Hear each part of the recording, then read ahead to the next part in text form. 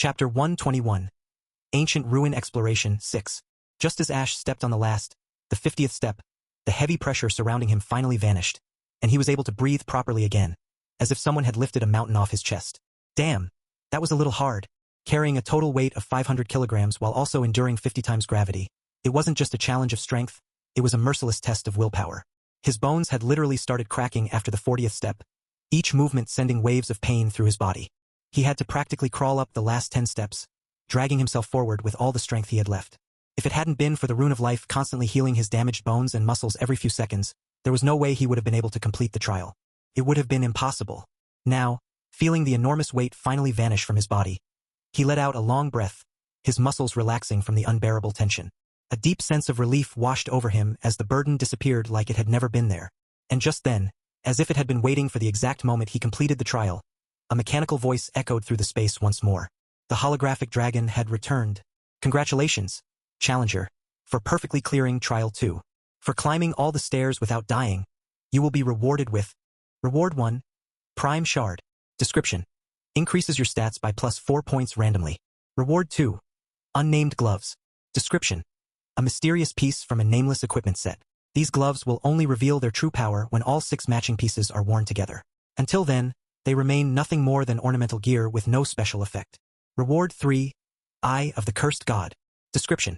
An eye belonging to a divine god who was cursed by the abyss, transforming him into an abyssal god. At the time of his death, this eye was the only thing that remained. Breathing heavily, he stared at the 3 rewards floating in front of him. The first 2 he had already guessed, they made sense given the nature of the trial. But the third one, that was something he hadn't seen coming at all. Eye of the Cursed God? What even is a divine god? And what exactly is an abyssal god supposed to be? He had absolutely no clue, not even the faintest understanding. But just from the brief description, and especially from the word curse embedded right in the name, he could feel it. This wasn't some ordinary item. No, it definitely felt dangerous, probably something dark and ominous. And now, connecting the dots in his head, he was almost certain that this object must be the reason behind Mirac's strange and sudden rise in power. His eyes narrowed slightly as he stared at the golden black orb floating silently in the air. It didn't release any energy. There was no strange aura, no divine pressure, not even a flicker of light. It just hovered there calmly, as if it was simply waiting to be claimed, silent, still, and yet strangely unsettling. Ash hesitated for a moment, uncertain whether he should touch it or not. A quiet conflict stirred in his heart, as curiosity clashed with caution. After the hologram told him he could take the 3rd trial whenever he wanted, it vanished, but Ash remained conflicted. God? I knew there was a demigod rank, so obviously a god should exist, but an item from a god, and cursed at that. He didn't know if he was lucky or unlucky. Ash had never been fond of gods. In his previous life, he never believed in them, and he didn't want to believe in them now. To him, a god was just a concept, a being who wielded more power than anyone else. Just that. If a god slayer sword exists, that means gods can be killed, and if they can be killed, then they are not really gods. They're just powerful beings. To me, a true god has to be untouchable, unbreakable, beyond any mortal reach or blade. If they don't meet that, if they bleed and fall like anyone else, then all that worship and fear is just smoke and mirrors. They are nothing but fake gods. So, with that thought steadying his mind and reinforcing his will, Ash reached out and wrapped his fingers around the orb. And in that tense moment, absolutely nothing happened. No eerie wind, no surge of dark energy, not even the slightest flicker of change. Everything remained calm, almost insultingly so. All that build-up. And for what? TCH, talk about anticlimactic, he grumbled internally, exhaling the breath he hadn't even noticed holding in. His shoulders loosened slightly as the tension drained from his body. Holding the orb carefully now, almost like he was afraid it might suddenly activate if shaken too hard, Ash stared at it for a moment before speaking in a low, thoughtful murmur. Eye of the Cursed God. What a poetic name, seriously.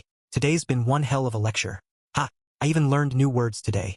First, a divine god, then an abyssal god, and finally, abyss itself. Abyss. A word that tasted like ash and felt like it held stories no one should know. That one word carried a weight that instinctively made his chest tighten. It sounded like the kind of existence that didn't just destroy things, but erased them from memory, from time, from meaning itself. Whatever it was, it clearly wasn't something nice. The name alone told him that much. Well, whatever. I still have to clear the trial first. Thinking about this kind of stuff can wait, he muttered, shaking his head to push away the creeping unease. With that, he tried to store the Eye of the Cursed God in his space ring. At least, he tried to. Don't tell me this thing's got restrictions, he muttered, his tone a little sharper now as he tried again, willing it into storage with more force. But again, nothing happened. Ah, damn it. If I have to carry this thing on me, and some demon catches a whiff of it, they'll come running like moths to a flame. Grumbling to himself, he carefully slipped the orb into his pocket, making sure it was secure and hidden as best as he could manage. Then, without wasting any more time, he slipped on the unnamed black gloves and crushed the prime shard in the palm of his hand. The moment it shattered, a faint warmth pulsed through his body as the shard's energy dispersed and quietly merged into him, increasing his stats without fanfare. Attributes: Strength, 185-189. Agility, 185-189. Vitality, 185-189. Intelligence, 185-189. Stamina, 185-189. Charm, 185-189. Mana, 185-189. Closing his status window with a flick of his hand, he finally let his body drop to the ground. The exhaustion he had been holding back washed over him all at once. Without wasting any time, he brought out some food and water from his space ring, quickly eating to fill the emptiness gnawing inside him. After satisfying his hunger and drinking just enough to calm the dryness in his throat, he reached into the ring again and pulled out a bed. He didn't bother setting it up properly, he just needed rest, nothing else. And so he laid down and slept. He wasn't even slightly concerned about being attacked in his sleep. If something did manage to kill him, so what? He would just revive, simple as that. That was the reality. And right now, more than anything else, rest was more important than fear or logic or even planning. He slept soundly for 5 hours without interruption. When he finally awoke, his body felt light, his mind clear, and his energy fully restored. Stretching once, he stood up, packed everything back into his ring, and walked forward, toward the next trial.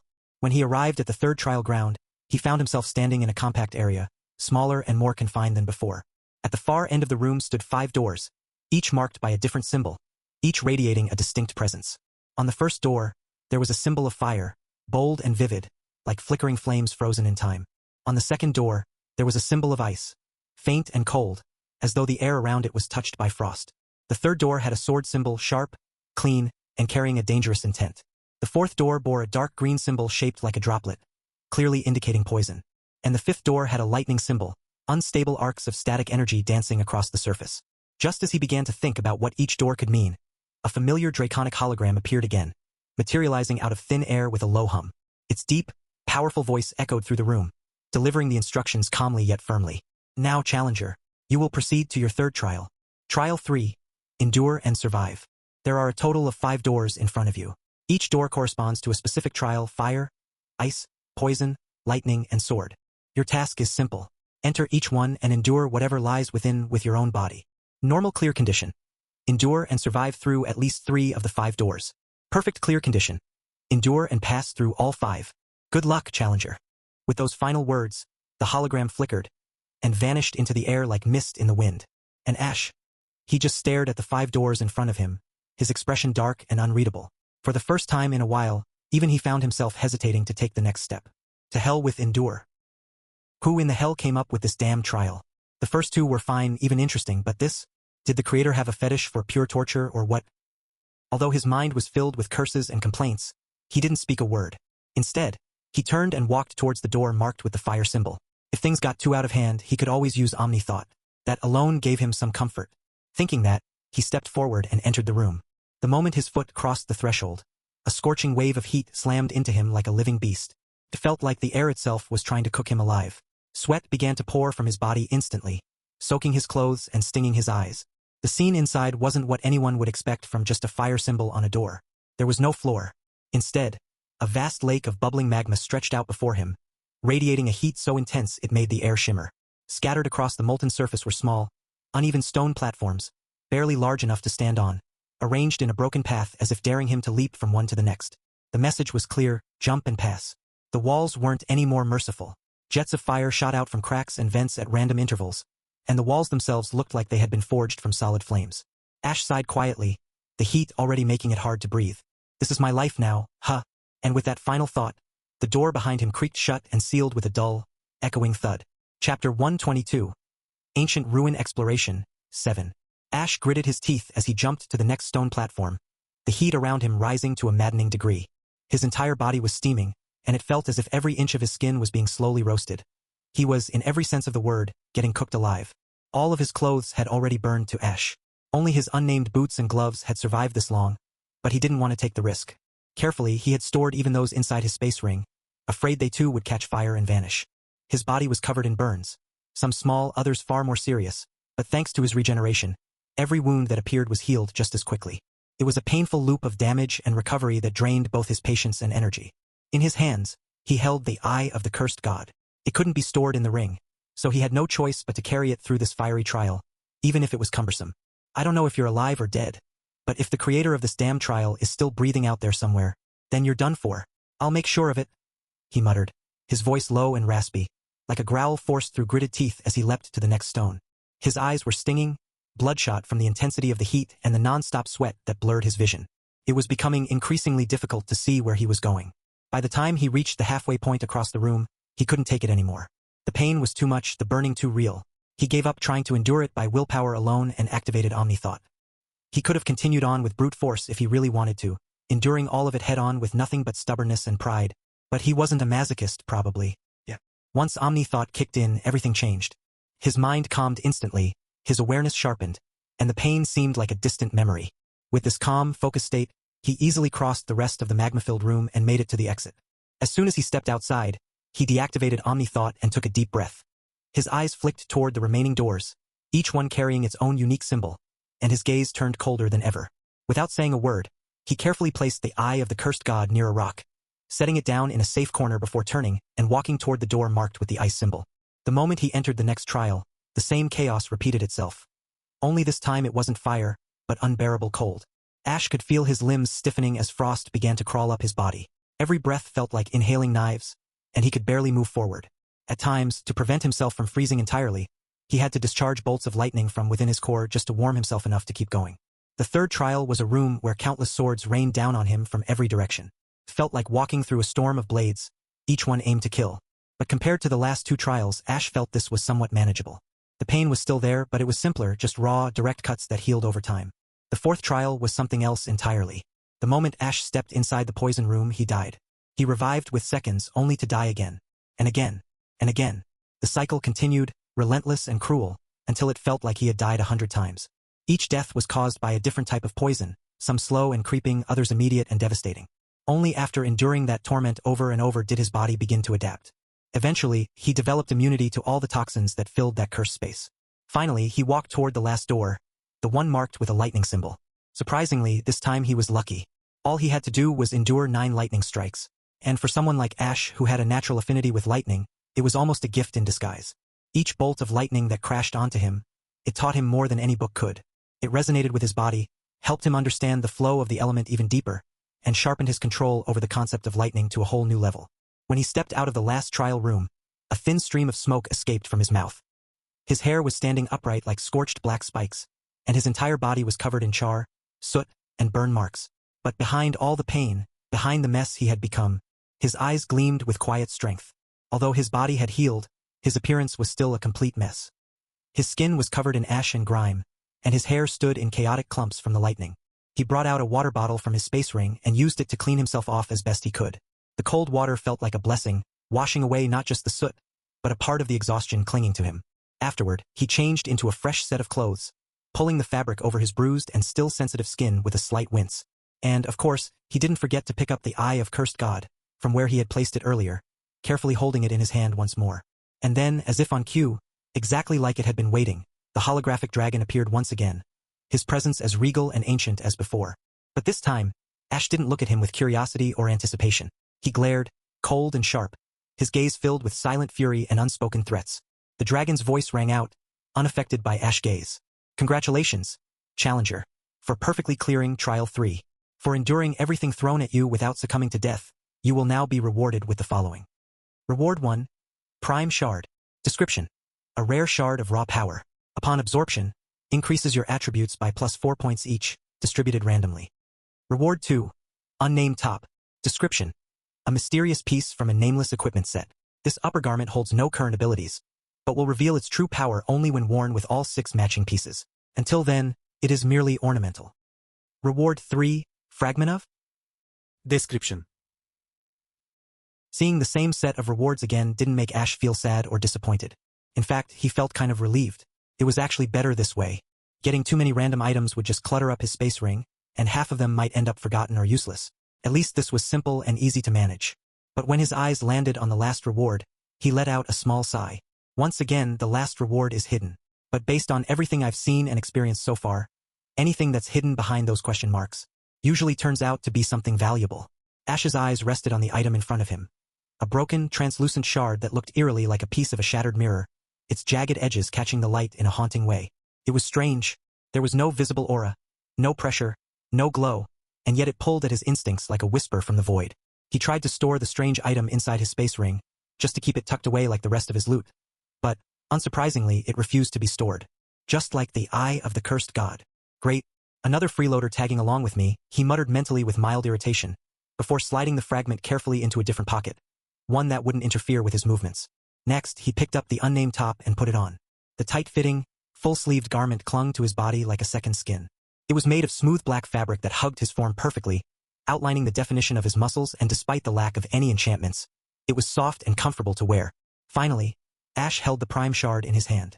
With a calm expression, he crushed the shard without a second thought. It dissolved instantly into shimmering particles that seeped into his skin. A soft glow traced along his veins for a heartbeat, and then disappeared as quickly as it had come. Status: Name Ashburn. Race Human. Age 12. Class Magic Swordsman. Unique. Rank Novice. F rank. 98%.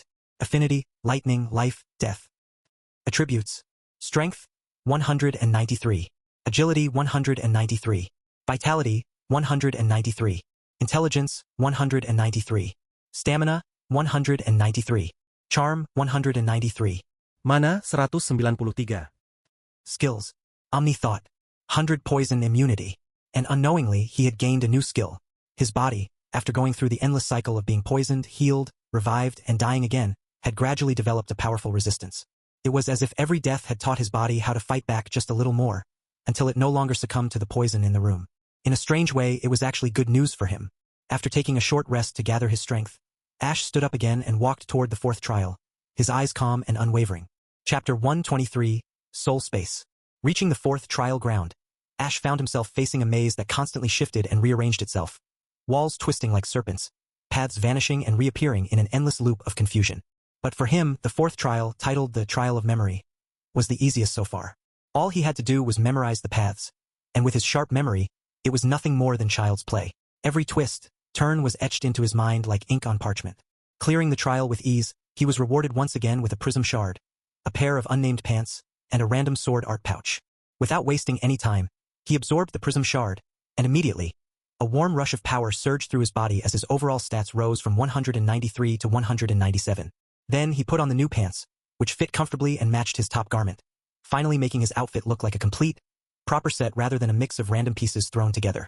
As for the random sword art, once again he received nothing. It was starting to become a pattern. He didn't receive any new sword techniques, and he couldn't help but think that his luck was cursed. Still, he chose not to dwell on it. After resting for a short while and regaining his stamina, Ash made his way to the fifth trial ground. This one turned out to be even easier than the previous one. The objective here was to endure a powerful illusion that could shatter the minds of those unprepared. But the illusion had no effect on him at all. The rune of knowledge blocked it all. His mental state remained calm and clear, unshaken by the illusion's attempts. He simply walked through them without even acknowledging their existence. And soon enough, congratulations, challenger, for perfectly clearing the fifth trial. For flawlessly passing the trial of illusions, your sole reward is liquefied soul essence. The moment the voice echoed, the ground beneath him rumbled slightly. From its center, a small, glowing pond surfaced. Its waters clear, radiant, and almost otherworldly in beauty. Soul essence? Ash's voice trembled, not from fear, but from pure, unfiltered shock. Because he knew exactly what soul essence was. It wasn't something common. It was myth. It was so rare that not even the original novel had mentioned it. The only reason Ash even knew about it was because of the ancient books at the Academy, where it was briefly described as a liquid of divine quality, something that might not even exist in the world. He stared at the pool in front of him, his expression slowly shifting from disbelief to sheer joy. His lips curled into a smile, and a spark of excitement ignited in his eyes. No way. This is actually soul essence, he said softly, more to himself than anyone else, but the tone in his voice was laced with awe and reverence. This wasn't just rare, it was precious beyond imagination. Because according to what he knew, one could only ascend from saint rank to demigod rank by undergoing a transformation of the soul. To reach that level, a person needed to nourish and evolve their soul into something far beyond its natural state, into a divine soul, and the soul essence was one of the catalysts to make that happen. In the novel, Ray was about to think how to nourish his soul, before Ash stopped reading. But for Ash, the soul essence held a different kind of possibility. Maybe, if I absorb it, I might finally understand how to feel my own soul. He didn't know if it was true, but something about it just felt right. Trusting that instinct, he slowly removed his clothes, stepped forward, and without hesitation, leapt into the pond of soul essence. The moment his body touched the liquid, it was as if the entire world stilled. The liquefied soul essence surged toward him with a gentle urgency, flooding into his body all at once. It didn't settle in his muscles or bones. It vanished into something deeper, something beyond the physical. And in that exact moment, Ash felt as if his entire being had been set free, liberated from the countless weights it had been carrying for far too long. He could feel all the tension in his body melting away. The endless stream of depressing thoughts, the pain that had become a part of him, the heavy emotions born from torture, suffering, and especially the repeated experience of death. All of it seemed to vanish. In their place, a refreshing feeling washed over him like a gentle tidal wave, cleansing him from the inside out. His limbs relaxed, his mind loosened. For the first time in what felt like forever, Ash felt at peace. Ash activated Omni Thought, trying to remain fully aware and focused on the sensation. The peaceful feeling was so strong, so warm, that for a moment he just wanted to let go and fall asleep right there in the pond. But the moment he activated his skill, that sleepy thought disappeared completely. Now fully aware, he began to focus on this strange, soothing feeling. He concentrated harder, trying to find the connection between himself and his soul. It wasn't easy. In fact, it was incredibly difficult. But little by little, he started sensing a strange flow of energy, one that seemed to be gathering at his forehead. It was faint, but it was there. The soul essence that had disappeared into his body had somehow gathered at that very point, and Ash focused on it with every bit of strength and attention he had left in him. Glabella, the thought echoed in his mind.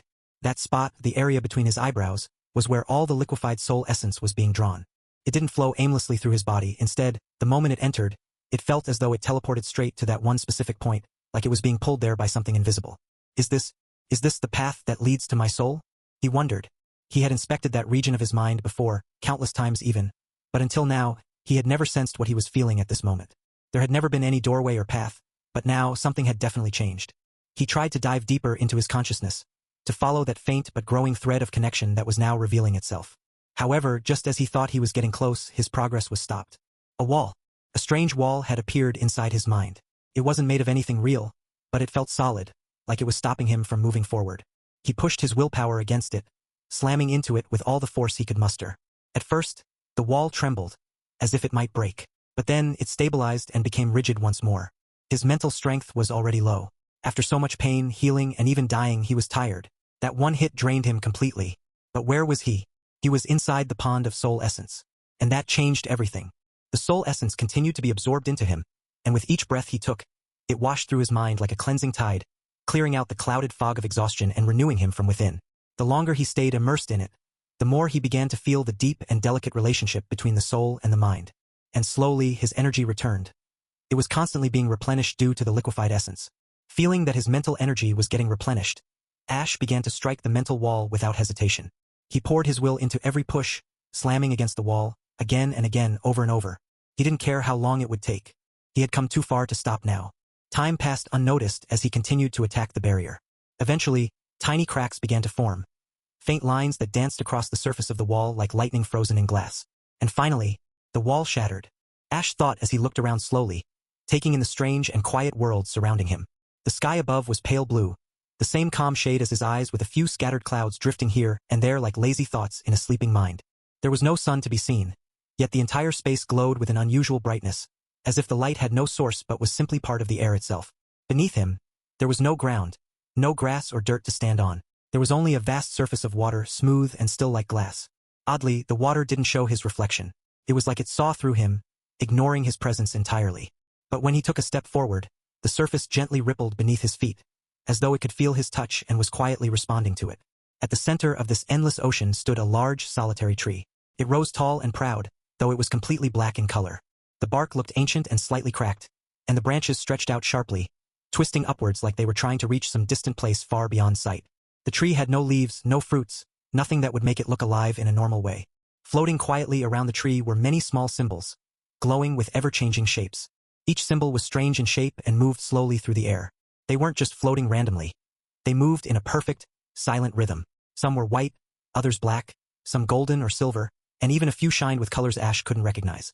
Each symbol gave off a faint glow and an odd, otherworldly feeling, as if they weren't from this reality at all. They circled the tree like guardians, surrounding every branch and part of the trunk, wrapping the dark bark in a soft net of light and magic. Even the roots of the tree stretched down into the ocean-like surface, but just like with him, there was no reflection of the tree in the water. That alone was strange enough. But when Ash looked closer, he saw something even more shocking. Inside the roots, as if trapped beneath the water, scenes began to appear. At first, they were blurry, but as he moved closer he could clearly see every single one of them. They were his memories. He saw the pain he had buried, the regrets he had never spoken out loud, the moments from his previous life that still haunted him. Scenes from this current life played out as well, the joy, the sorrow, the silence in between. He saw the moment Nancy died, the moment that broke something inside him. He saw the first time he met Alicia, the confusion and warmth that moment carried. Everything he had experienced, every emotion he had tried to forget, every truth he had hidden in the back of his mind. All of it was flowing through the roots like a silent river of memory. It was like his whole being had been laid bare in front of him, and now he was just watching it quietly. "Is my soul?" Chapter 124. The Truth. "Is my soul?" Ash thought, as his gaze lingered on the swirling fragments of memory he had long tried to bury. They hovered there in silence, like fragile glass shards spinning through the void, each one a moment he had wanted to forget. But now he couldn't look away, and with every passing second, they dug deeper into his chest, sharp and merciless. He saw himself as a child, far too young to understand the weight of loss, yet old enough to feel the world collapsing around him. When his parents died, it wasn't just their lives that vanished. Everything they had left behind, the house, the savings, even their warmth, was taken away by his own relatives without a second thought. And back then, he was just a kid who couldn't do anything about it, no matter how much it hurt. Every day after that felt like a nightmare. No one listened. No one helped. The ones with the power to lift him up chose instead to look away. He faced bullying from those around him again and again. Every bruise on his skin, every insult hurled at his back, reminded him that he was alone. No one stood with him. There were no hands reaching out. Just him, only him, always alone. He would return to an empty room in the orphanage each evening, sit in the corner, knees tucked against his chest, and whisper to the silence. Sometimes he cried. Sometimes he didn't. But every time it was just him and the darkness. And then, when the silence had almost swallowed him whole, then like a gentle light cutting through the darkness, Nancy appeared in his life. She didn't fix everything. She didn't make the pain disappear. Every time he felt like breaking, she was there. Every time the world turned cruel, she faced it with him. Whenever someone tried to hurt him, she stepped in, even when it meant getting hurt herself. She wasn't strong, but she never backed down. And she never asked for anything in return. As those memories shimmered in front of his eyes, a soft smile pulled at his lips. A bitter one. She hasn't changed at all. She's still the same. Still so kind. And that kindness, that's the one thing I've always liked about her more than anything else. He had grown up seeing how twisted people could be. How easily they turned on each other. How fake smiles covered greedy intentions. How kindness was offered only when it served a purpose. He had lived through betrayal, through hunger, through watching people smile while stealing from him. In that world, Nancy felt unreal. A flicker of something pure in a place where purity had no place. He knew she was still just a child. He knew life might change her. He knew time had a way of turning even the brightest stars cold. And one day she might become like the rest of the world. But even with that fear, a voice rose from deep inside his heart. A voice that felt more honest than anything he had ever known. Protect her. Protect that kindness. Never let the world touch her with the same cruelty that shattered him. Never let her cry the way he once did. Never let her feel alone like he did. Never let her become what this world made of him. At that time, he truly fell for Nancy. Right? I will protect her, Ash murmured quietly, almost as if he were making a promise to himself rather than saying it out loud. His eyes softened with a warm gaze, and a small, peaceful smile appeared on his lips. But just as that moment settled, a voice echoed through the still and silent space around him. I don't agree with you at all. The voice was sharp, dripping with mockery and layered with a strange, unsettling contempt that made Ash's spine stiffen. Startled, Ash instinctively jumped back, his feet skidding slightly over the reflective water-like surface. Standing a short distance in front of him, not too far but not too close either, was himself. Ash's breath caught in his throat as he stared at the figure. Every detail was familiar, yet the aura he gave off felt entirely wrong. This version of Ash had features that were the exact opposite of his. His skin was pitch black, darker than even the shadow of the solitary tree behind him. His eyes, though the same pale blue, looked empty and hollow, as if all the light inside them had long since died. His hair was a wild, burning red, completely unnatural, and it flared slightly as if alive. He wore the same clothes as Ash, but they looked twisted on him, almost like a mockery of Ash's real self. Most unsettling of all was the expression on his face, a wide, twisted smile that stretched too far, revealing bloodied teeth, while his bloodshot eyes stared unblinking, filled with a sick sort of amusement. Who are you? Ash asked carefully, his voice low but firm, taking a step back as he watched his twisted reflection closely, trying to stay ready for anything. What? You seriously think I'm just a doppelganger? The black-skinned version of Ash responded, laughing lightly, but there was no real humor in his voice, only ridicule and venom. Ash's mind spun. Can he really read my thoughts? But how? Don't waste time overthinking it, the other Ash said, interrupting Ash's thoughts as if he could hear them word for word. You're standing inside my body right now, after all. Reading your thoughts isn't even a challenge. It's like breathing. The moment those words reached him, Ash froze completely. His body went still, and his thoughts stopped swirling, now trying to piece together what this could mean. He thought carefully, going through every possibility. And then the pieces clicked. His eyes slowly widened with the weight of the realization. Are you the real owner of this body? Ash asked slowly, his voice almost trembling. A cruel grin spread wider on the dark Ash's face, his blood-stained teeth gleaming in the soft light of that strange, skyless world. You finally guessed right. Then that means, yes, you are thinking correctly. The dark Ash spoke calmly, his voice carrying a weight of bitter truth as he began to explain. I died during my awakening process, but somehow, even after death, my soul did not leave this dead body. I was confused and perplexed, unable to understand why I remained trapped like this. But when you woke up in my body, I lost consciousness completely. And when I finally awoke, do you know what I discovered? As I tried to take back control of my body, something was stopping me. I sensed it was connected to you, and when I read your memories, I came to a painful realization. The rune of stability trapped me, binding me within all your negative and dark thoughts. Every shred of hatred, every piece of vengeance, all the depression, guilt, and sadness. I was overwhelmed by nothing but those feelings, left alone for who knows how long. You might think it was a short amount of time, but time flows differently here. One day in this place is just 1 minute in the outside world. You transmigrated around 5 months ago. Do you realize what that means? I was trapped within those memories, drowning in those dark, suffocating emotions for 219,000 days, for 600 years. And not once did the pain lessen. And even after all that time, your negative emotions didn't stop. They just kept pouring in, endlessly, like a relentless storm, until one day there was a tiny crack in that cruel prison. I escaped through that crack. But do you know what my reaction was when I learned what caused it? It was utter disbelief. For 600 years, I was forced to live through your memories like a broken radio stuck, repeating the same painful song again and again. First, I cried. I felt sympathy for you. But as those memories kept looping without end, do you know what I truly felt? The dark Ash moved towards Ash. As he moved forward, the bright sky inside the soul space slowly darkened, fading into a quiet night. The clear water beneath them began to rise and fall gently like large waves, turning pitch black. Everything felt heavy and still except for the tree.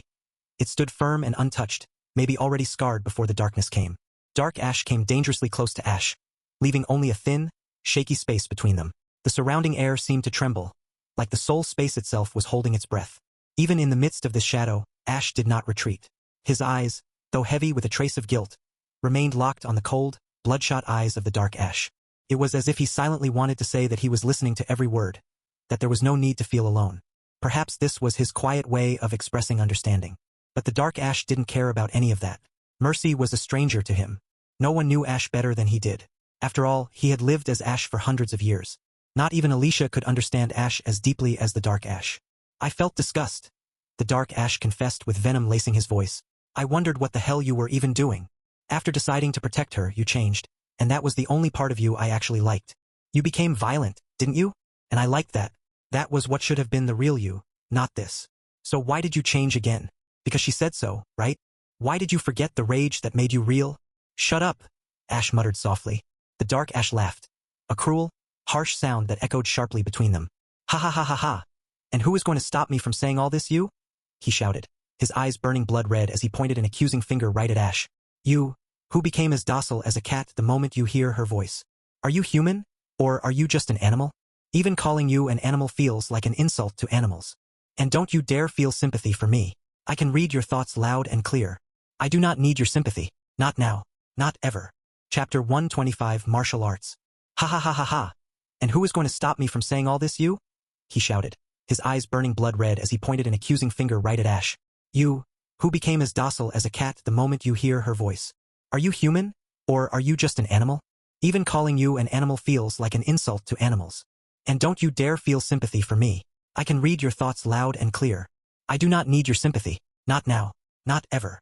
He spat out the last words like venom. Then without warning, his fist shot forward with terrifying speed.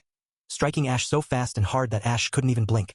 The punch slammed against Ash's face, and he stumbled back, the impact sending ripples racing outward across the dark water beneath them, warping and shattering the reflection like broken glass. Too fast, Ash thought, struggling to regain balance as he stepped back carefully, pain flaring in his mind and soul.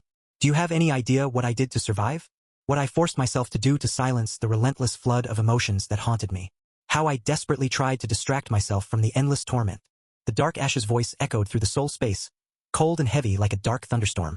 Then, like a shadow flickering, he disappeared, only to appear instantly right beside Ash. The water's surface didn't ripple or even move. It was as if he'd always been there, waiting. Before Ash could react, the dark Ash's palm connected with his cheek in a sharp slap, this time with full force. Ash was sent flying, his body skidding hard across the black water's surface, leaving a trail of chaotic waves behind him. What is this place? Ash thought, struggling to summon his mana to cast a spell, but nothing stirred within him. Don't waste your efforts. Mana? This is your soul, not your body. There is no mana here. Your magic simply cannot manifest. He sighed, voice heavy with years of torment. For 600 years I was trapped. The first decade broke me so completely that I forgot who I was. The next 10 years crushed any will to live I had left. But death never came. I was chained to this prison, cursed beyond reason. He paused, the weight of his words hanging thick. For 100 years, all I did was wail and curse the heavens, begging for mercy that never came. As he spoke, the dark Ash vanished and reappeared again, delivering a vicious kick just as Ash was struggling to his feet. Ash barely managed to block it by crossing his arms, but the dark Ash wasn't done. Then, after that endless century, I learned to adapt. I tried breaking the walls around me, but nothing worked. I had no weapons, no powers, only my fists, so I used them. I kept punching, again and again, hitting the walls as if my life depended on it. I kept going, swinging my fists like a madman, fighting to pull myself out of drowning in your never-ending pain. For how long? I don't know. Time lost all meaning. His gaze locked onto Ash's eyes, burning with raw, fierce determination. Do you know what it felt like? Even when I couldn't see the outside world, I still received your memories. The books you read, the lessons in mana, the training you endured at the academy.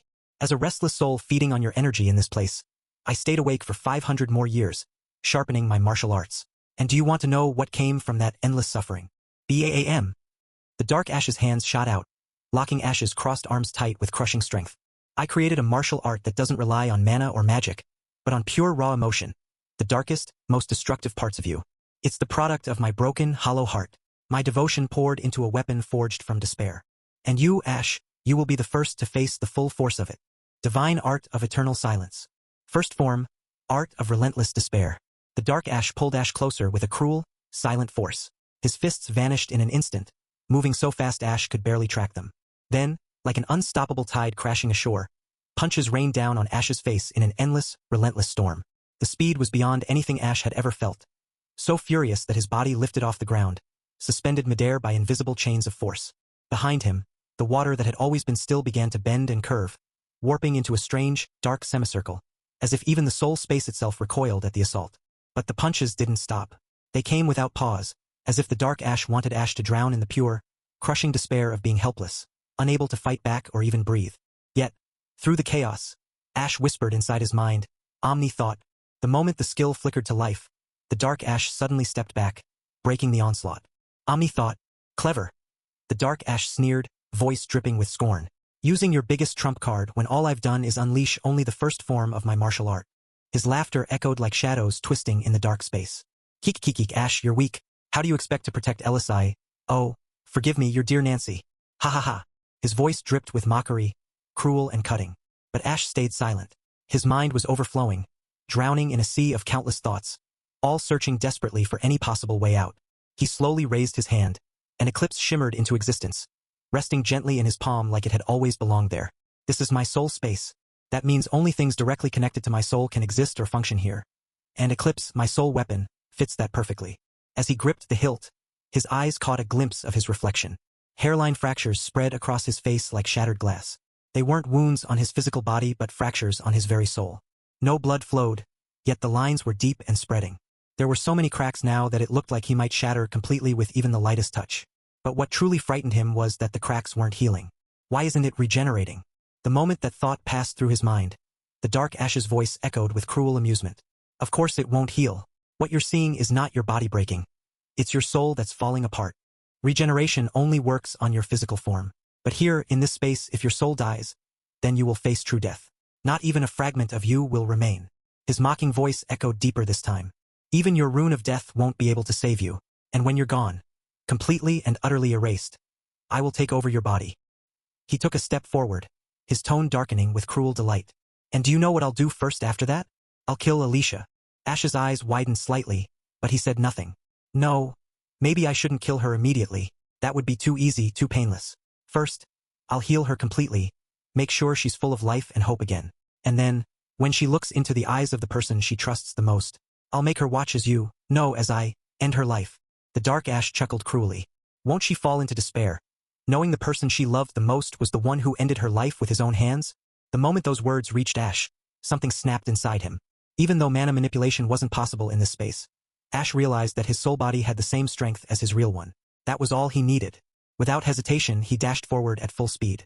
In less than a second, he appeared right in front of the dark Ash, moving faster than thought, with Eclipse slicing through the air like the whisper of a blade in morning fog, aiming straight for his enemy's throat. But the moment seemed to freeze. Too slow, the dark Ash said in a calm, disappointed voice. Divine art of eternal silence. Third form, art of crippling regret. The dark Ash didn't move much, but the air around him shifted. The atmosphere grew heavy and absolute, as if nothing in the world could disturb him now. Absorb, he whispered calmly. He caught Eclipse effortlessly with his bare hand. But strangely, his skin didn't get cut or damaged. His fingers moved like liquid across the blade. Then he muttered, "Rebound." A devastating palm strike hit Ash square in the chest. The impact was so strong that it knocked the air completely out of him, sending him flying backwards through the space like a leaf caught in a hurricane. Oh, Ash, if it were outside, it would have been far too difficult to harm you. But in here, this place is just perfect, the dark Ash said with a slow, deliberate grin that sent a chill down Ash's spine. Damn it, damn it, damn it, damn it. If this keeps going on, I'm really gonna die here. Ash screamed inwardly, a silent panic gripping his heart. But he knew there was nothing he could do at this moment. He had thought his sword arts could wait, that mastering the runes and understanding runic magic was more important right now. But in chasing knowledge, he had let his blade rust. Sure, he trained it, he practiced, but was that really enough? Could simply swinging a blade every day, without focused intention, without devotion, truly sharpen a warrior's edge? The dark Ash was different. He had done nothing but swing his fists, without food, without sleep, for centuries. He had devoted everything to his hunger. But Ash? He only practiced a few hours each day, and most of that was basic repetition. The difference between them was obvious. It was undeniable. He hadn't studied or practiced any of his sword arts seriously because he believed mana amplification, enhancement spells, and versatile combat techniques would always be enough. He had faced strong opponents before and prevailed with just that. But now, standing on the edge of defeat, he realized it had all been arrogance, blind confidence. And now, as the truth hit him like a wave, he couldn't help but regret it all. This is the price of my arrogance. Just as the weight of his regret began to crush him, something unexpected happened. A warmth began to spread. Slowly, steadily, his wounds started to close. The dark Ash's eyes widened, his voice laced with disbelief. Wait, how is that even possible? Ash blinked and turned his focus outward, just as the dark Ash did. That's when they saw it. The soul essence, which had previously been gently nourishing Ash's soul to support him, was now shifting its purpose. It was no longer nourishing but actively healing his damaged soul instead. Oh, so that's how it is, the dark Ash muttered, understanding finally dawning in his voice. Well, that's fine too. After all, judging by how quickly it's being consumed, it'll be completely used up in about 5 minutes of real time. And in this place, 5 minutes out there is the same as 5 days in here. He paused for a moment and gave a twisted smile. And 5 whole days is more than enough time for me to break you apart piece by piece, while enjoying every second of it. But Ash wasn't listening anymore. His focus had shifted completely, because he noticed something strange, something useful. While Omni Thought was active, the dark Ash was unable to read his thoughts. To test it, Ash purposely imagined himself launching an attack, and carefully observed the reaction. There was none. He didn't hear it. Maybe it was because the number of thoughts rushing through Ash's mind had become too overwhelming, like 100 rivers crashing into each other all at once. So, he took that chance and began flooding his mind with as many thoughts as possible. He thought about random things, memories, spells, battle theories, even nonsense. And then, hidden among that chaotic stream, he placed his real thoughts carefully, like wrapping a needle in layers of silk. And unbelievably, it worked. This is why I love Omni Thought. At this pace, even I can barely follow my own thoughts. The dark Ash clicked his tongue, visibly irritated now. TSK. Looks like you've found a loophole, he said coldly, narrowing his eyes at Ash. But it's pointless in the end, because none of this matters if you still can't stop me. Chapter 126. Manifestation of Will. I won't deny it, you are powerful, far more powerful than me. And yes, there's even a chance you might kill me today. But, no matter how strong you become, you can never be a human again. Am I wrong? Ash spoke those words clearly, and although they were harsh and cutting, his real intent wasn't to insult, but to provoke, to pull some reaction out of Dark Ash. Even if you're stronger, those emotions must have made you unstable. So unstable that Ash couldn't even finish that thought. In the very next instant, he moved Eclipse in front of him and barely managed to block the devastating strike from Dark Ash. BAAM. His knees bent instantly, nearly collapsing under the sudden weight and overwhelming power behind the attack. The pressure was crushing, and for a split second, it felt like his body might give out entirely. But he gritted his teeth and forced himself to regain his footing. A wild, mocking grin stretched across his face as he looked up.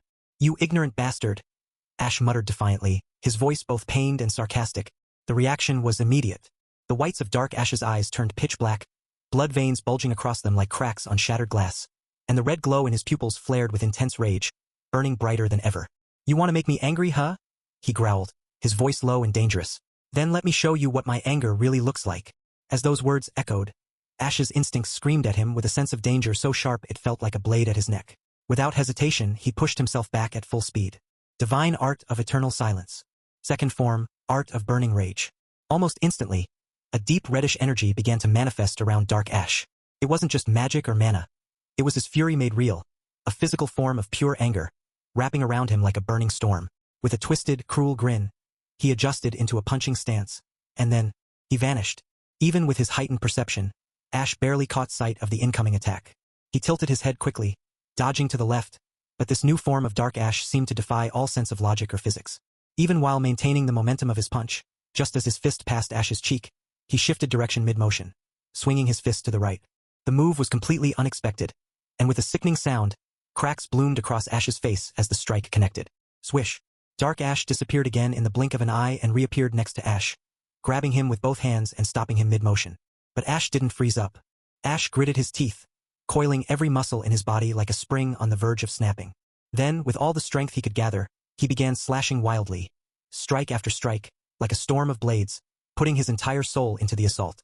Yet, Dark Ash didn't make any effort to block. Dark Ash didn't even raise a hand to stop the attacks, because the moment the sword touched his skin, a sharp metallic sound echoed instead of the expected flesh-tearing noise. Damn, what the hell is he? This isn't human anymore, Ash thought, but without giving him even a second to react, Dark Ash grabbed him by the legs with one hand, lifted him like a rag doll, and began slamming him into the ground. Again and again, left to right to left, just like the Hulk from some twisted nightmare. What is this happening? How can he be so powerful? Slam! Crack! Boom! No, it's not that he is powerful. I'm weak. Without mana, without spells, I am weak. Still weak. His martial arts are powerful. They're showing this much strength even though he's just a soul. If real energy was supplied, I can't even imagine what it would become. Crack! Slam! Truly deserving of the name. Divine. But what can I do? Will I truly die here? I thought I was immortal after getting the Rune of Death, but it looks like fate won't allow me to become too broken. Not yet. But there should be a way to fight him. What is it? Think, Ash. Think, Ash thought, ignoring the searing pain of his soul being damaged. It was something even Omni thought couldn't block, because a soul doesn't have pain receptors. Even so, amidst that unbearable pain, his mind continued to work, fast and relentless, like a well-oiled machine desperate for a solution. He refused to give up. Ignoring the agony, he forced his thoughts forward, trying to think of anything that could work. Then, as if satisfied, Dark Ash threw Ash away, and the reddish energy surrounding him slowly faded. He began to walk toward Ash, his steps slow, deliberate, and unervingly calm. Yet each one felt heavier than the last, as if tension itself was walking alongside him. So, how did you like my anger? Dark Ash asked, his voice laced with wicked amusement and a grin that reeked of cruelty. Do you want to make me angry again? Huh? Are you going to push me again? His tone dripped with sarcasm and madness. But Ash, even as he heard those words, was already trying to stand. His body trembled under the pressure, but his mind was burning, working faster than ever. Thousands of thoughts bloomed and died in his mind every second, overwhelming even his enhanced thinking ability. His head began to heat up from the overload, but just as he was about to lose focus, the soul essence began to replenish his will. Wait! My will? Isn't my soul and mind somehow connected? Just like how I used my will to stop my healing back then, can I use my will to attack? A dangerous possibility bloomed in Ash's mind. So he tried. He failed. But he didn't stop.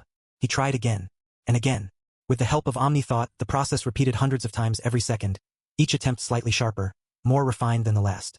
As Ash stood, he saw Dark Ash coming slowly toward him. Each second, one step. There were about 10 steps of distance between them. Ash could feel time slipping, but he refused to let go. So he kept trying. Step. In a single second, he failed hundreds of times. Step. But he never gave up. Step. He kept repeating the process. Step. Again and again.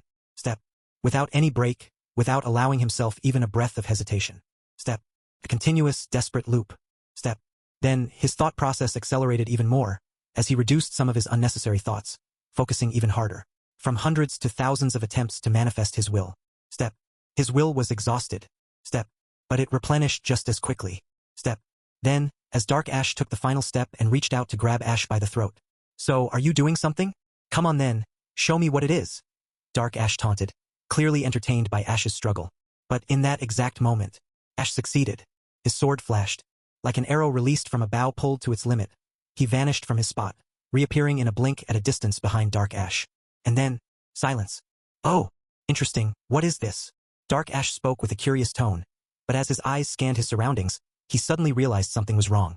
His body was still standing tall, unmoving, but his head had been completely detached from it. It's my will, Ash said in a calm but firm voice. At the last possible second, he had succeeded in channeling his will into his legs and his sword, Eclipse. The burst of energy that erupted from that action wasn't something ordinary mana could produce. It was far more potent, perhaps second only to the mana stored within his primordial core. I see. Dark Ash nodded, acknowledging the explanation with little emotion. But before Ash could say anything else, he spoke again with a cold smirk curling on his lips. But are you absolutely certain that such a thing can kill me? Just as he asked that question, his body casually reached down, picked up the severed head, and reattached it with unsettling ease, as though it was nothing more than a routine gesture. Seeing that, Ash was genuinely shocked. Even if he were to die like that, his head would regenerate anew. Not like this. Not like what Dark Ash had just done. It feels good now, Dark Ash muttered, cracking his neck side to side as if adjusting it after a long rest, his voice carrying a twisted satisfaction. Ash's expression grew grim at the sight, his thoughts racing. Noticing this change, Dark Ash chuckled with amusement. Don't make that face. What I've become is all because of you, because of those emotions you buried deep inside. I was able to separate myself from you. I was able to hide my thoughts, even from you. And because of that, I also became unable to die. When I tried to end myself in that prison, I expected it to be the end, but I lived. At first, I thought it was a cruel joke, a curse with no meaning. But then I began studying it, breaking it down piece by piece, trying to understand how it worked. He grinned wider, madness flickering in his eyes. Of course, I won't be telling you how it works. That secret stays with me. Keek. It doesn't matter, Ash said, his voice no longer uncertain but steady and cold. The moment those words left his mouth, Dark Ash went silent, his expression unreadable.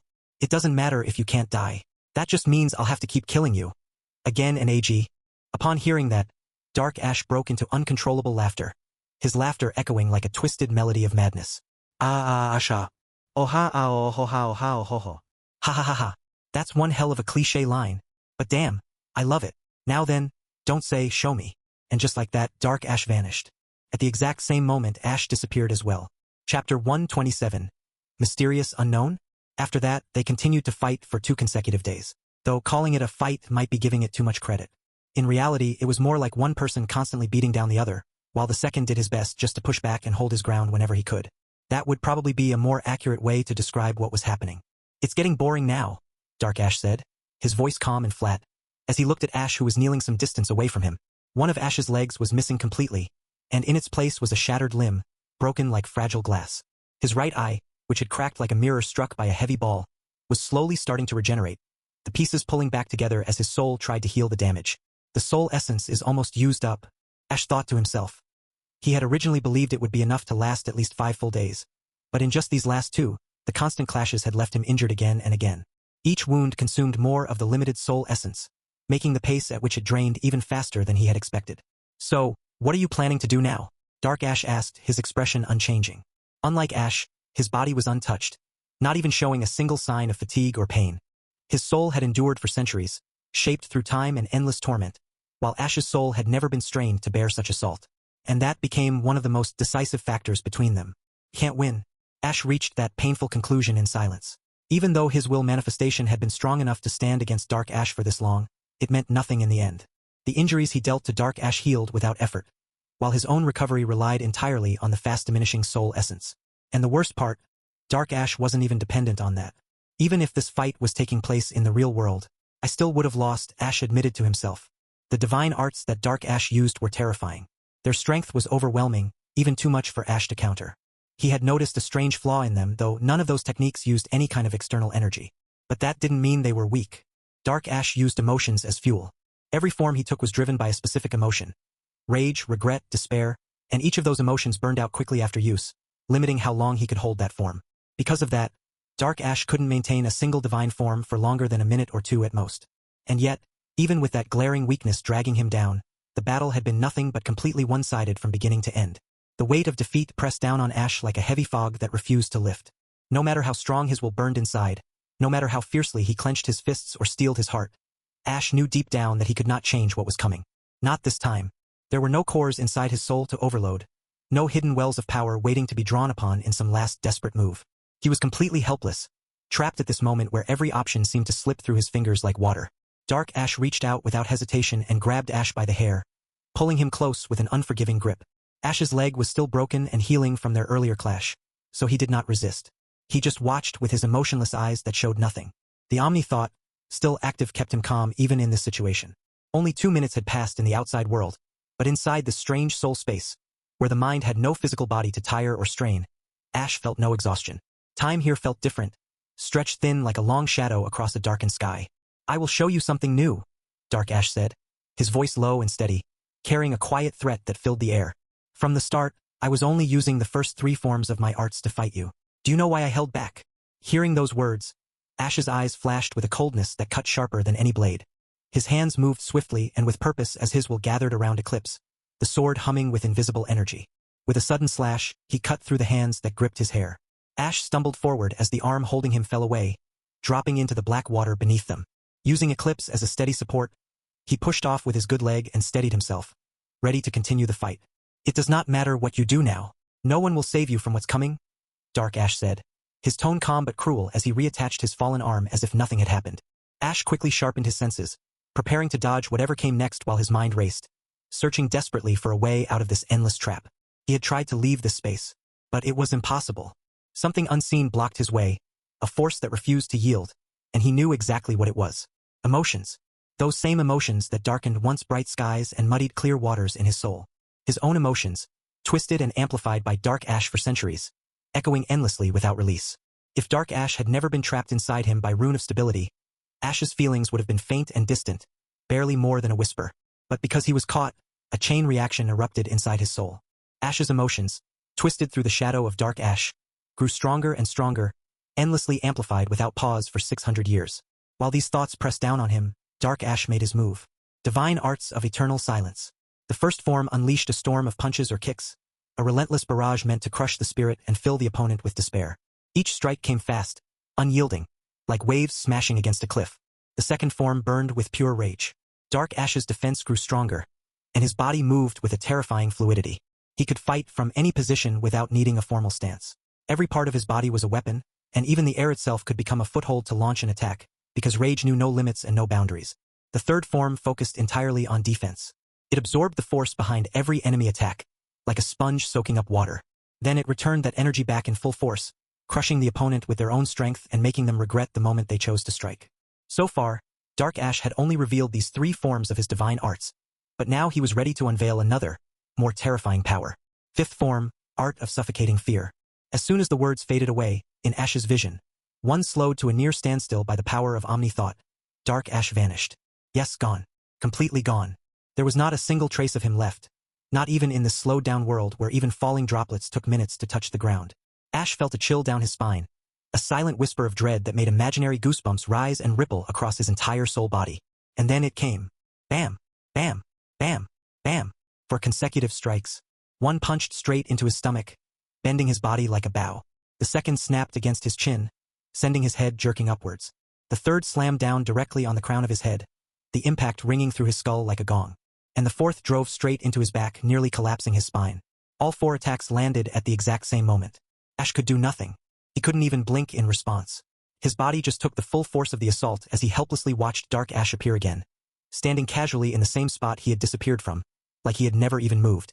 My eyes can't even follow his movements. That was the last thought Ash had before his body screamed in agony as all 4 strikes exploded at once. His soul cracking under the pressure. Pain he felt was unfiltered, as if the world itself was crushing him. But even after all that, Dark Ash didn't stop. 6th form, Art of Crushing Grief. He closed the distance between them again, but this time at a regular pace without any rush, as if he had all the time in the world. Then, with deliberate calmness, he jumped into the air and raised his fist high above, aiming to strike with a final, destructive blow. Ash, now forced to his knees with both legs bent and trembling, could barely lift his head. Cracks had formed across his stomach and crown. His body was breaking apart. He looked up at the falling fist. He tried to move, he really did, but the pain was unbearable. Every nerve in his body burned. It felt like there were sharp thorns wrapped around his muscles, tearing at him from the inside. His thoughts lagged behind reality, and yet, even in that moment of desperation, Ash gathered what little willpower he had left and poured it into his arms. He enchanted them with his will, and crossed them in front of his face, hoping to block the worst of the damage. But, boom! It felt like a mountain had dropped from the heavens. A crushing force beyond anything Ash had ever experienced pressed down on him. His arms started to give in. First, a small crack formed on the surface. Then another, and another, until the cracks multiplied, spreading like spiderwebs across his hands and forearms, as if his very soul were made of glass and were slowly breaking under the weight of the world. And then the pressure disappeared, but Ash didn't even get the chance to breathe.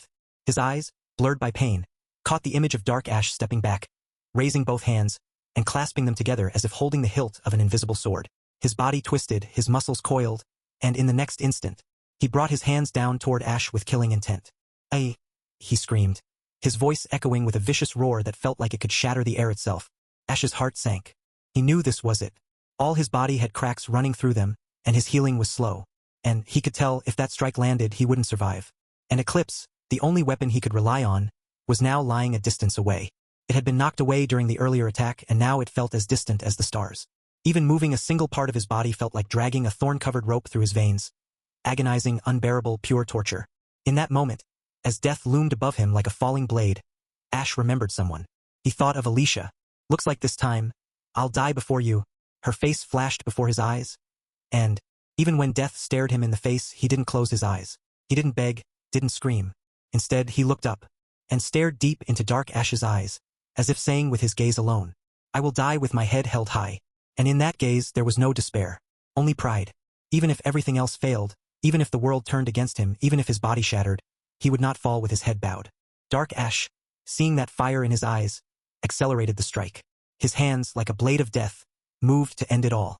But then, right before the blow could land, a single, fragile hand reached out and blocked it. There was no rebound, no shockwave, not even a sound. The hand didn't tremble. It didn't flinch. It simply stopped the strike, as if the force behind it had been swallowed whole and erased from existence. The silence that followed was so deep, it felt like time had frozen. And then came a voice. A soft voice. A man's voice. But it wasn't cold or proud. It was sweet, like a melody sung on a quiet night. The kind of voice that could pull someone out of the depths of despair and wrap them in warmth. "Who knew it was me all along?" Chapter 128. The one behind transmigration? Ash, who was already prepared to die, he who had accepted defeat for the very first time in his life, was completely stunned by the sudden appearance of a figure next to them. That fragile hand, so thin and delicate that it almost seemed feminine, had effortlessly caught Dark Ash's descending hands. And the moment that hand made contact, it was as if time itself had paused. For Dark Ash's hands completely froze in place, no longer moving an inch. Ash, in his half-dazed state, actually thought the person who appeared was a woman. But that illusion shattered the moment he heard the voice. It was definitely a man's voice, clear and composed. Yet the tone it carried was unlike anything Ash had ever heard before. It was soft, like a lullaby whispered across a quiet meadow, and yet it carried an undeniable authority that seeped directly into the soul. It was a voice that didn't scream or demand, but simply made you obey, not because it forced you, but because you wanted to listen.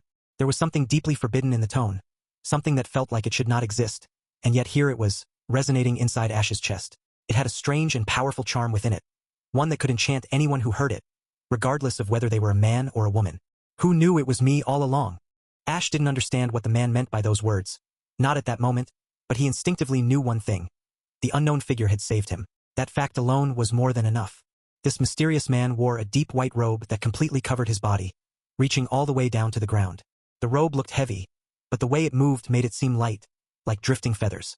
Because his hand was still holding Dark Ash's, Ash was able to clearly see how fragile that hand was up close. However, it wasn't the kind of fragile that looked sick or weak. It was fragile in a beautiful and noble sense, like the hand of someone who had never been stained by the dirt of the world. His face was mostly hidden in the shadow of his white hood, but the robe he wore was decorated with elegant golden and black lines, forming graceful patterns that ran across the surface like veins of divinity. His face was covered by a white mask, a smooth and expressionless one, revealing no emotion. But what truly caught Ash's attention, what stole his breath for a second, were the man's eyes. Just like Solareth, they were filled with flowing liquid rainbows, swirling and shining with surreal beauty. However, they were completely different from Solareth's. Instead of calm harmony, these eyes looked like a mirror that had been shattered into countless pieces, each shard filled with different, clashing energies. And yet, somehow, when seen together, those chaotic pieces formed something too beautiful for words, like witnessing a cosmic symphony written in light. Ash had no way of knowing the truth at that moment, that the mask wasn't meant to hide the man's face.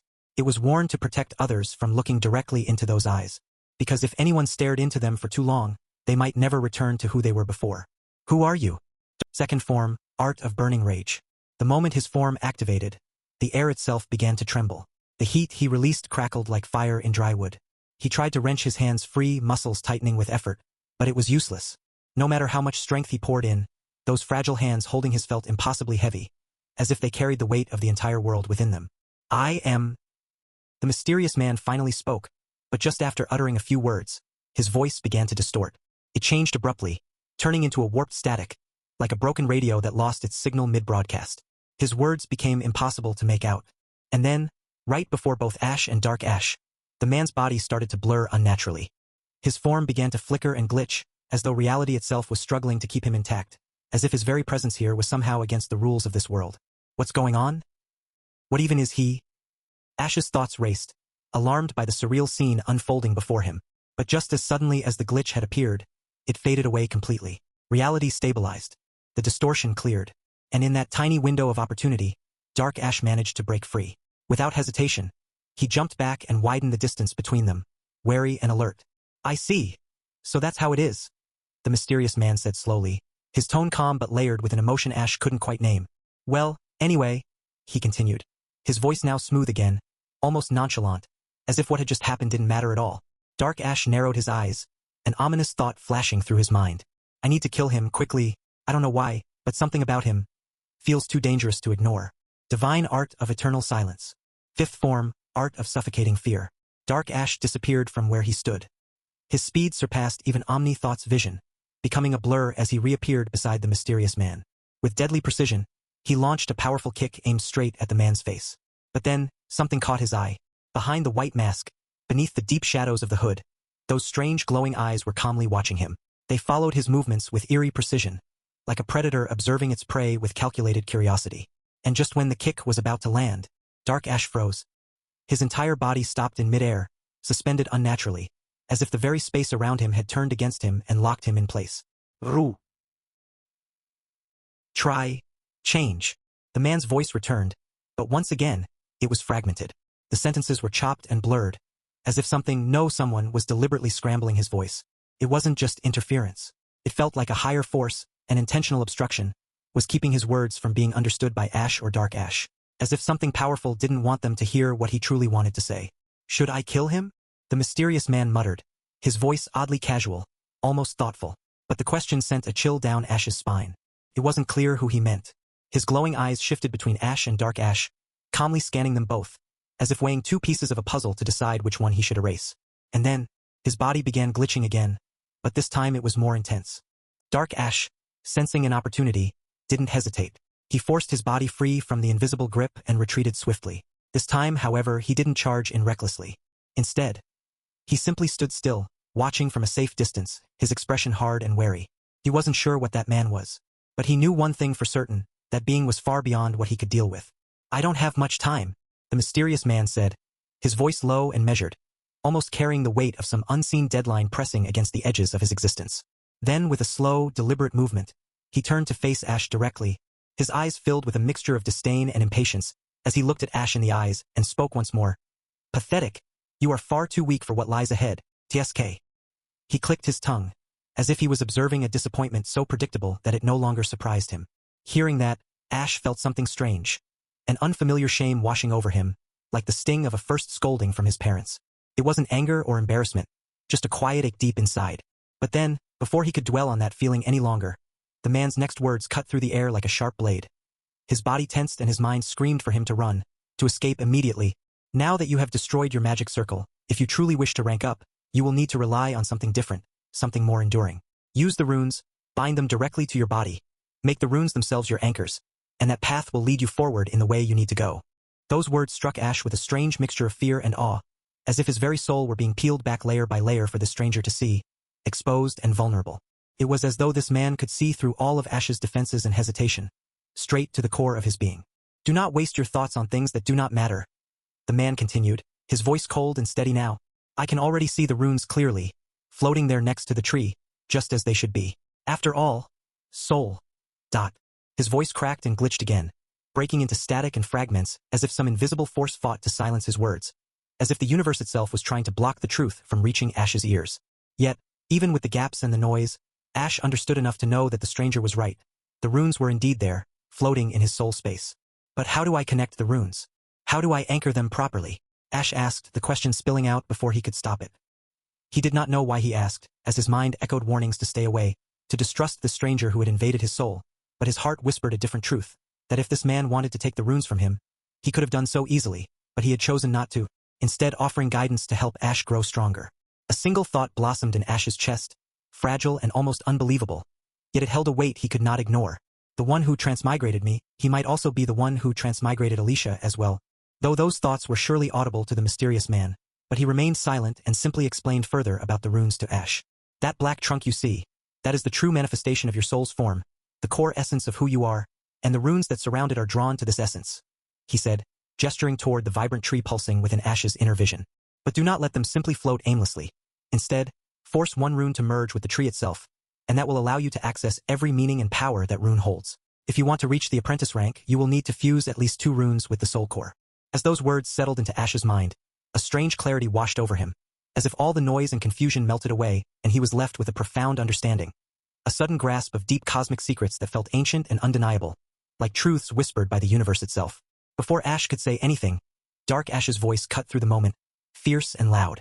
Do I look like a side character here? Chapter 129, Soul Anchor. Before Ash could say anything, Dark Ash's voice broke through the tense silence with fierce intensity, loud enough to shake the air around them. His words were sharp and commanding, filled with the raw force of someone who refused to be ignored any longer. Do I look like a side character here? The statement was not just a shout. It was a voice that demanded recognition. Upon hearing this, the man slowly turned his eyes toward Dark Ash. His gaze grew sharper as he took in the sight before him. Dark Ash's entire body was wrapped in a thick, malevolent black aura that seemed alive. This aura was not simply dark energy or ordinary mana. It was the very embodiment of hatred itself, a hatred so deep and powerful that it had taken on a tangible form. This was a hatred that had been nurtured and fed by endless silence, despair, and pain. It was not a fleeting emotion but something ancient and unyielding, twisting and bending the light around it, as if reality itself tried to resist its presence. The aura moved and pulsed with a heavy weight, distorting the atmosphere like smoke filling a room, suffocating and oppressive. Divine Art of Eternal Silence. 7th form, Art of Absolute Hatred. It represented the final stage of Dark Ash's divine arts. This was not just another step in power but a combination of all his previous forms brought together in one overwhelming force. It was a hatred so pure and concentrated that it consumed all other emotions in order to strengthen itself even more. This hatred was cursed and paradoxical, capable of devouring itself endlessly to sustain its power, existing as both a destructive flame and an eternal prison. As the man observed this terrifying sight, he muttered words that glitched and broke apart, as though the language itself struggled to contain the truth. Incompel. Lot. Imper. Although his voice was fragmented, Ash could clearly understand the meaning behind the broken words. Still incomplete, and there's a lot that can be improved. He was clearly referring to the divine arts of Dark Ash, commenting not just on the current state of the form, but its potential something terrifying and unfinished. Meanwhile, Ash's body was still covered in cracks, but with his legs having regenerated, he slowly stood up. Step by step, he backed away, his mind sharpening as he focused on his soul. He wanted to try it. He wanted to connect the runes with the black tree right now without wasting a single breath. With Omni Thought active, his focus was already at its peak. Every single detail, every sensation, was being processed and analyzed. But just as he was about to move forward with the process, a single thought disrupted his clarity. Which rune should I use? Ash didn't know. He wanted to use the rune of stability, thinking it might help, but what if it backfired? What if it ended up sealing Dark Ash again just like before? The hesitation in his heart grew louder, tangled with confusion and doubt. But then, at the exact moment when his thoughts were spiraling, a soft voice echoed in the air, calm and distant like a whisper of truth. Knowledge is power. Foundation of any greater path begins with knowledge, for only a strong understanding can bear the weight of something greater. Without knowledge, everything is reduced to nothingness, no matter how much strength or potential lies within you. If you do not know what mana is, how will you ever control it? If you do not understand the structure of arts, how can you hope to perform them? If you remain blind to the truths behind runes, then how will you ever be able to use them properly? Knowledge is both a gift and a curse. It is a force powerful enough to tear through boundaries, yet at the same time, it carries the weight of consequence, dreadful enough to bind even the strongest beings in chains forged by law and fate. So, always seek knowledge regarding, not regarding. Just as the words faded into silence, a strange enlightenment suddenly struck Ash. Every word spoken by the mysterious man felt like the voice of the universe itself, revealing an undeniable truth so profound that it had the power to enlighten anyone who truly listened. It was as if the cosmos was whispering secrets meant only for those ready to hear. You are still ignoring me. Dark Ash's voice broke through sharply, filled with frustration and a bitter edge that echoed through the space between them. Dark Ash's displeasure with the current situation was clear and undeniable. When he had been beating Ash earlier, there had been a dark pleasure in the act, a twisted satisfaction that came from knowing he was making the one responsible for all his pain suffer in return. The feeling of power he derived from crushing Ash was intoxicating, and it fed his rage like fuel to a fire that seemed impossible to extinguish. However, after 2 long days of relentless beating, Ash's reactions were almost non-existent, limited to faint moans and occasional grunts, without the fierce resistance or panic that Dark Ash had expected. The fire that once burned bright in him seemed to have dimmed, and as a result, Dark Ash's interest began to wane slowly, like a flame sputtering against the wind. Then his thoughts drifted toward Alicia, and he imagined how much satisfaction he would feel by completely destroying her, hoping that such an act might finally soothe the restless torment inside him. All of those plans, however, were shattered by the sudden appearance of a stranger who had emerged from nowhere, stepping into a place where no one should have been able to enter. The fact that this man had somehow entered the soul of another person was beyond all logic and defied every law. It was impossible, and yet here he was, standing there with a presence so undeniable that it challenged every belief Dark Ash held. Even though he could not understand how such a thing was possible, Dark Ash did not hesitate for a single moment. He sprinted in his 7th form with a speed so blinding that it surpassed even the blow he had previously dealt Ash. In a heartbeat, he was directly in front of the mysterious man, his body coiled with immense power and ready to strike. His arm, now bearing the weight equivalent to 10 mountains, was charged with overwhelming force. The mastery of his divine arts multiplied this power even further, combining the crushing weight with a devastating impact capable of breaking through anything that stood in his way. Dark Ash believed with certainty that this overwhelming speed and power would make it impossible for anyone to keep up with him or withstand his attack, and the thought filled him with confidence. Yet, when he glanced up, that certainty shattered completely. The beautiful eyes of the mysterious man remained locked onto him without wavering, following his every movement with an unnerving calmness, as if they were glued to his very being and refusing to look away. The sight of those enchanting eyes sent a cold shiver through Dark Ash's entire body, causing his muscles to tense and his breath to catch. His body froze again, as if locked onto the place by some invisible force. The power of mysterious eyes worked and a seed of doubt planted itself deep within his mind, shaking the foundation of everything he thought he knew about himself. Questions began to rise from the depths of his consciousness, heavy and overwhelming, demanding answers he did not have. Who am I? What am I? These questions lingered and twisted inside him, pulling at the very core of his existence, and forcing him to confront the unsettling uncertainty of his own being. Meanwhile, at the center of the soul space, Ash willed the rune of knowledge to stop hovering and fuse with the black tree. And then, as if answering his silent command, the ever-changing silver-colored symbol began to glow brighter than all the others. It circled around every branch of the large black tree, whose limbs stretched endlessly toward the sky, as if they had been waiting for him to come and give them purpose. Slowly, the symbol seeped into the tree, melting into it like ink into water. In the very next moment, the tree started glowing with a silver sheen so bright that it burned the eyes. It was as if a second sun had ignited within the soul space itself. At the same time, Ash's real-world body, which had been lying motionless, began to float upward from the now empty pond.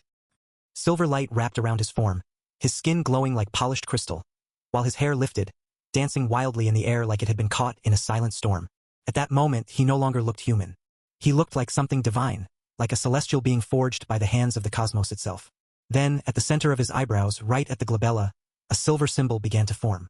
Its shape resembled an ancient eye wrapped in swirling lines, as if drawn by a star's dying light, timeless, powerful, and still unfinished. His body remained floating, but his mind slipped into a strange state of clarity, a deep and silent understanding unlike anything he had ever known before. Back inside the soul space, The dark sky and the black water that once looked like oil began to change. The darkness faded. The sky slowly turned a soft shade of blue, and the surface of the water below became crystal clear, reflecting the tree like a perfect mirror. Watching this transformation, the masked man only smiled, though his smile was hidden behind the face-covering mask. He turned to look at Dark Ash, who was slowly coming back to his senses, the wild hatred in his eyes fading, his soul beginning to calm. When Dark Ash looked directly into the beautiful and cosmic eyes of the man's, something happened deep inside his soul. His mind, which had been overflowing with rage, suddenly froze. That one gaze wasn't filled with any power or magic, but it carried a power that made him question. What is hate? What are emotions? And due to which Dark Ash froze. He didn't know why the question mattered, but he knew, if not answered, he will lose his foundation. In that pause, the endless storm inside him had no fuel left. Emotions, especially hatred, needed reason. They needed a cause, a story to keep burning. And in that short moment of stillness, Dark Ash couldn't remember why he was angry anymore. He had been born from rage, fed by pain, shaped by despair. But when that moment of silence came, and no new pain arrived to feed the fire, the emotion began to fade on its own. The soul, which had been clinging to anger to keep itself from falling apart, began to question the very reason it existed. And when a soul begins to question itself like that, the emotions tied to it begin to crumble. That was why the hatred vanished. It wasn't destroyed.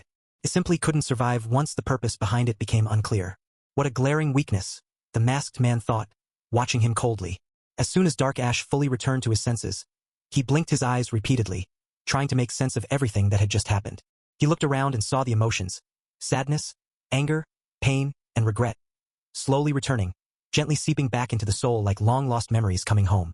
Upon seeing this, he couldn't hold back his reaction. He chuckled first, softly at first, then louder, then almost violently. Heek, hum, ah, ha ha, ah, cough, cough, ha ha. He coughed even as he laughed, as if choking on his own voice. Emotions, they truly are fickle, just like a flame, so easy to rise, so easy to fade. He whispered, one not meant for anyone else, just for himself. How could I not know emotions? I thought I was born from them. I was pain, I was rage, I was hate, or at least, that's what I kept telling myself.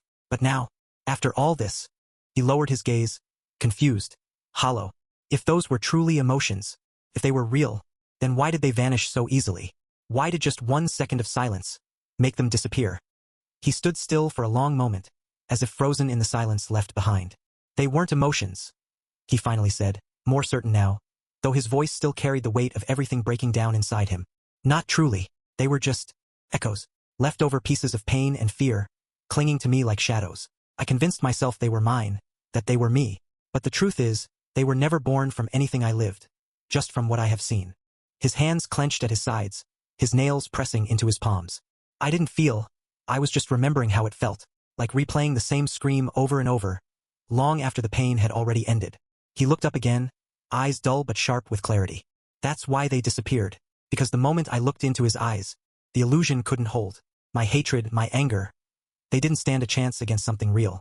I didn't lose them. I never had them in the first place. Then he laughed again. But this time, it wasn't out of joy or madness. It was hollow. Chapter 130. Soul Transformation, 1. Dark Ash looked down at his hands, which were trembling slightly as his voice cracked. Was it my fault? Was it really my fault that I died? Was it my fault I was trapped in that cursed place? What did I even do wrong to deserve all that pain? His voice rose as he trembled. What did I do wrong? He screamed the words, his voice echoing across the soul space, directed at the masked man. And to that, the man replied in a soft, calm tone. Wrong? No, you never did anything wrong. In fact, I too believed it was unfair for you to be imprisoned there.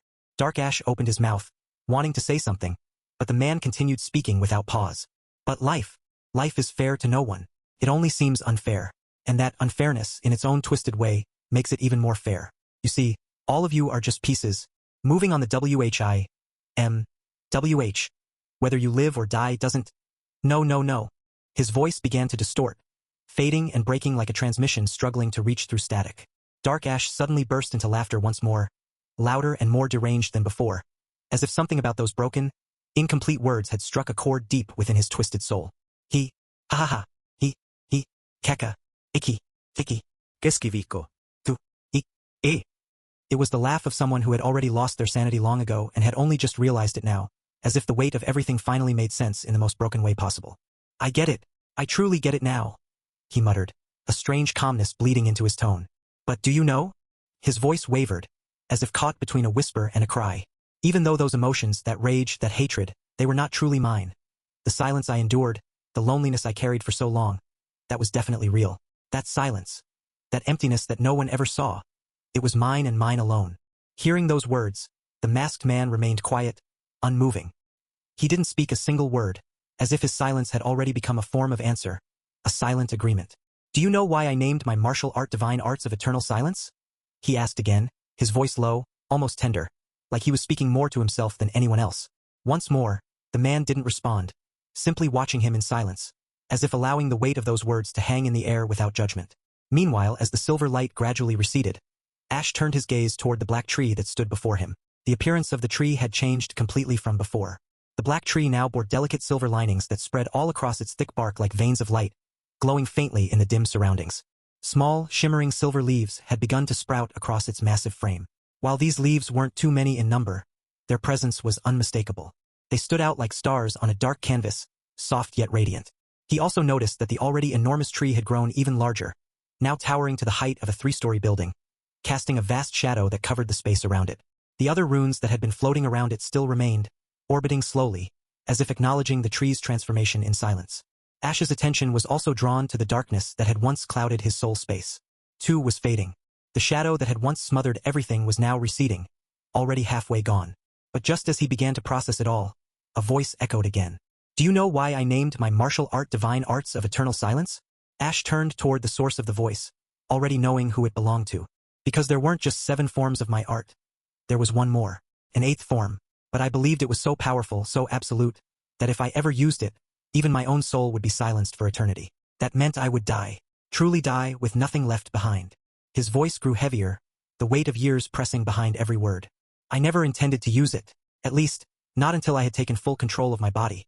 Because I believed that once I had my body back to me, I wouldn't have to worry about dying anymore.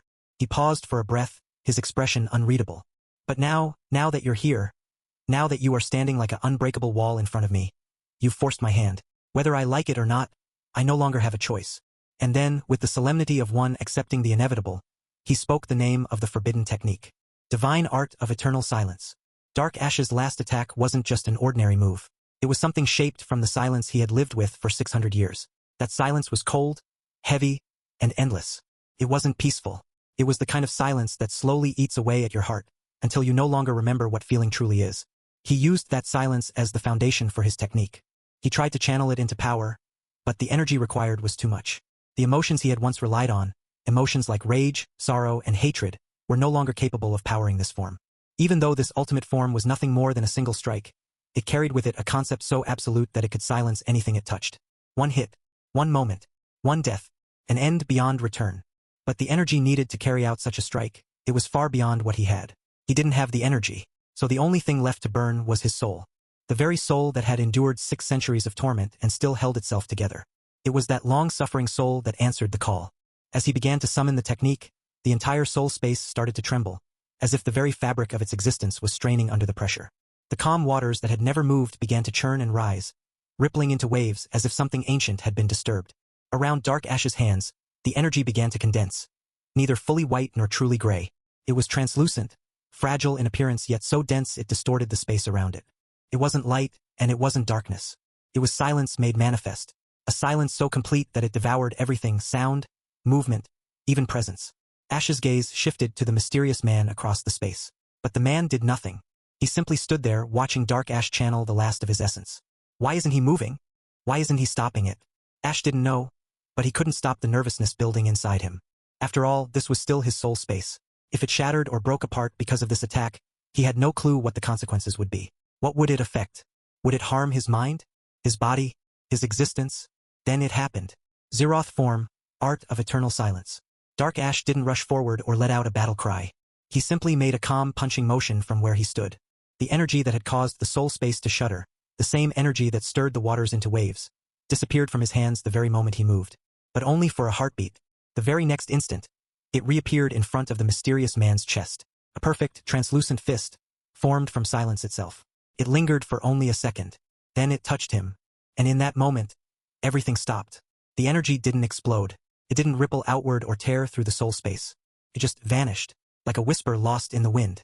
Or maybe it had been absorbed.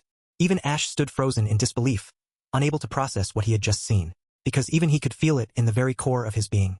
If that strike had hit me, whether inside this soul space or outside in the real world, I would have died. Not just physically but completely. That attack would have destroyed my soul. It would have been a true death, the kind that leaves nothing behind. But now, an ultimate move forged from 600 years of silence, had vanished, just like that. Even Dark Ash, whose soul was now beginning to disintegrate, stood wide-eyed, his mouth slightly open, completely speechless. He hadn't expected this either. Just then, the man muttered under his breath, his voice carrying a faint note of disappointment. If you were around the same rank as me, or even remotely close, that attack might have worked. But unfortunately, the gap between us is simply too vast.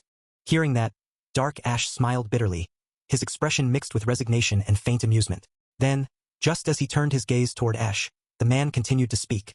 Don't try anything now. Just surrender to death, and fade awa. Tisk. Luck. The man's voice abruptly turned to complete static, his words breaking apart as if the very fabric of his existence was being ripped to pieces. His body began to glitch violently, more severely than before, his form trembling like a corrupted file being forcefully deleted. He was clearly being rejected by the world, not even allowed a moment longer. Sensing the urgency, the man moved as if trying to strike Dark Ash, perhaps to prevent something. Yet before he could complete the motion, he was gone. He vanished, as if swallowed by a collapsing black hole. Dark Ash let out a dry chuckle, his voice calm and cold. He turned to look at Ash with half-lidded eyes. What a pity. If I had waited a little longer, perhaps I would still be alive. Ash stared at him and replied with a sharp edge in his voice. You were never truly alive to begin with. You were nothing but a shadow of death, clinging to what had already rotted. But Dark Ash only smirked, a twisted, unsettling grin curling on his face. Do you really think I'd just disappear and let you live peacefully? If that's what you believe, then you're more naive than I thought. His gaze darkened. Let me leave you with a parting gift. Divine art of eternal silence. Even as his soul continued to disintegrate, cracking like a fragile mirror, he began to channel his divine arts, pouring the last of his existence into the technique. The act accelerated the disintegration process, as if he were burning himself away completely to fuel the final strike. Dam, just die peacefully idiot. Ash thought with panic as he saw Dark Ash activating his divine arts. The air itself began to tremble, and without hesitation, he took a defensive stance, holding Eclipse tightly in his hands. Third form, Art of Crippling Regret. Absorb, Dark Ash whispered, his voice hollow but filled with intent. Although the third form was primarily designed as a defensive technique, Dark Ash had hidden a contingency within it. He had planned long ago that even if he were to die, he would not let Ash escape unscathed. He wanted Ash to experience what he had endured, to carry the weight of his suffering, to drown in the pain he could never release.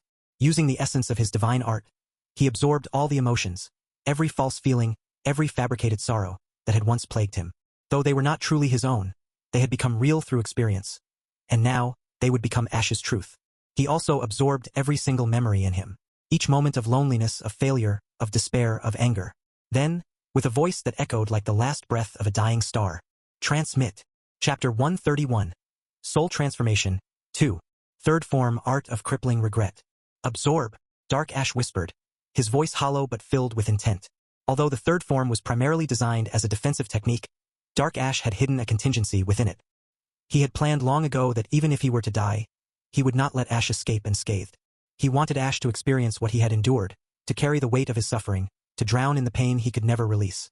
Using the essence of his divine art, he absorbed all the emotions, every false feeling, every fabricated sorrow, that had once plagued him.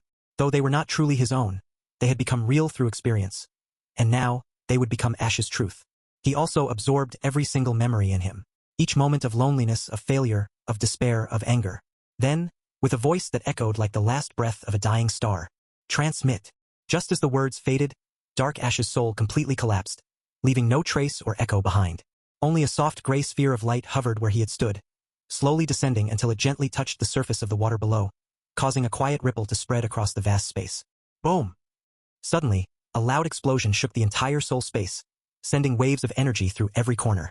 Ash's mind was instantly overwhelmed by a flood of memories, emotions, and pain, crashing into him all at once until his thoughts went blank. His soul space trembled violently, as if struggling to hold itself together under the intense pressure.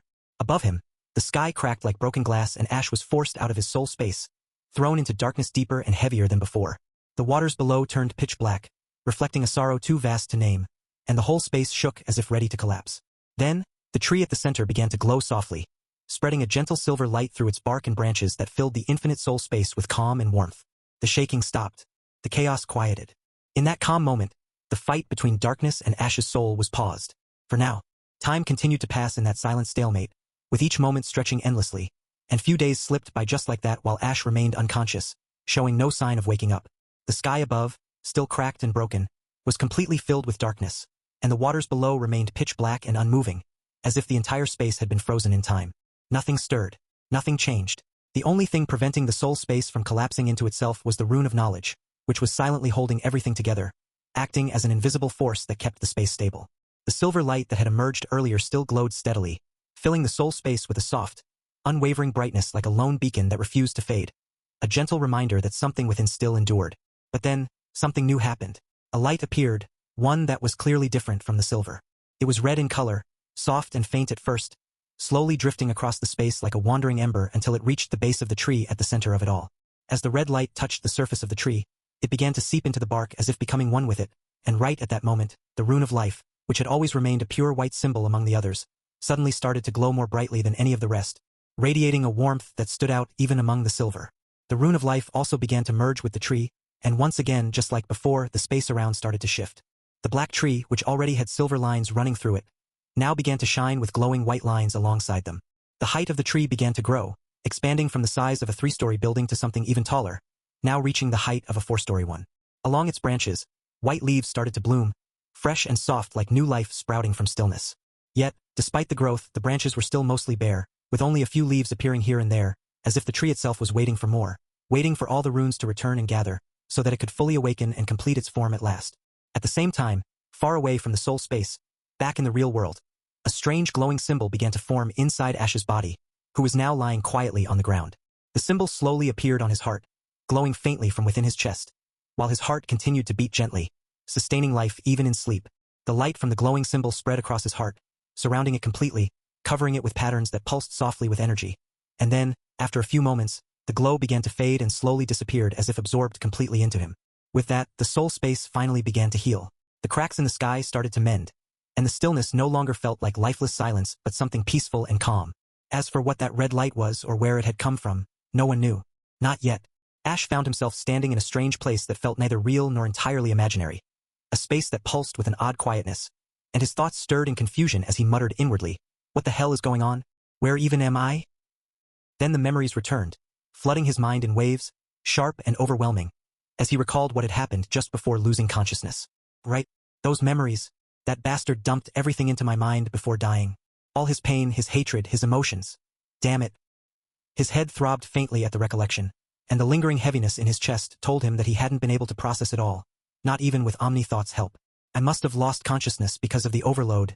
Not even Omni-Thought could handle that much information all at once. He looked around the unfamiliar space again, his eyes narrowing as he asked himself silently, "But then, where am I now?" As if in answer to his question, a man's voice echoed softly from somewhere nearby, carrying a warmth that didn't match the cold air of this strange place. "Do you like our son, dear?" A woman's gentle voice responded with a soft chuckle. "Yes, dear. Isn't he just lovely? I don't know what kind of people would leave such a cute child at the orphanage. Those parents must have been truly heartless." Ash turned toward the source of the voices, and his gaze fell upon a couple. An ordinary middle-aged man with dark black hair and a white-haired woman who stood beside him, her expression glowing with affection. And at that moment, Ash realized something that made his heart skip a beat. Wait, Ash's parents? These were the parents of Dark Ash, the one whose memories had been forced into his mind, and probably he was witnessing those memories. But wait, what did she mean by orphanage? Ash frowned, the confusion in his thoughts growing sharper. And as he stepped forward to take a closer look at the child they were speaking of, the entire scene shifted without warning. Now he stood inside a modest, cozy house, watching a young boy with silvery white hair laugh joyfully as he ran across the room, tossing a ball toward his smiling parents. "Father, catch the ball. Here it comes." Their laughter echoed through the room like a melody, and Ash watched, unmoving, as the family played together in pure, simple happiness. That boy, he's the Ash from this world, the one who lost his parents in a dungeon break. But wait, I clearly remember them saying they adopted him from an orphanage. A chilling thought tried to form in his mind, something dangerous that would shake the foundation of what he knew. But he forcefully pushed it away before it could settle, unwilling to face that conclusion just yet. The vision shifted again, this time showing the family eating together with warm smiles, then sleeping peacefully under the same roof. then taking little Ash to school for his basic education. Scene after scene flowed seamlessly, showing memories that were deeply personal and far too detailed to be anything but real. Ash saw how both parents were low-rank hunters, barely at the apprentice rank, and yet they had built a simple life together even without a strong foundation. The scene changed again, showing little Ash growing up slowly, day by day. Ash watched every moment, from small joys to bitter pain, and when the dungeon break swallowed his parents, he saw the moment that shattered everything. Little Ash, now alone, stared blankly at the world, completely broken, as if something inside him had died along with them. And just like it had happened to Ash back on Earth, the pattern repeated. But instead of relatives, this time the government seized his property, probably because Ash was not the real son of the couple, and took away the house, and left the boy with nothing but a small apartment and a meager daily allowance to survive.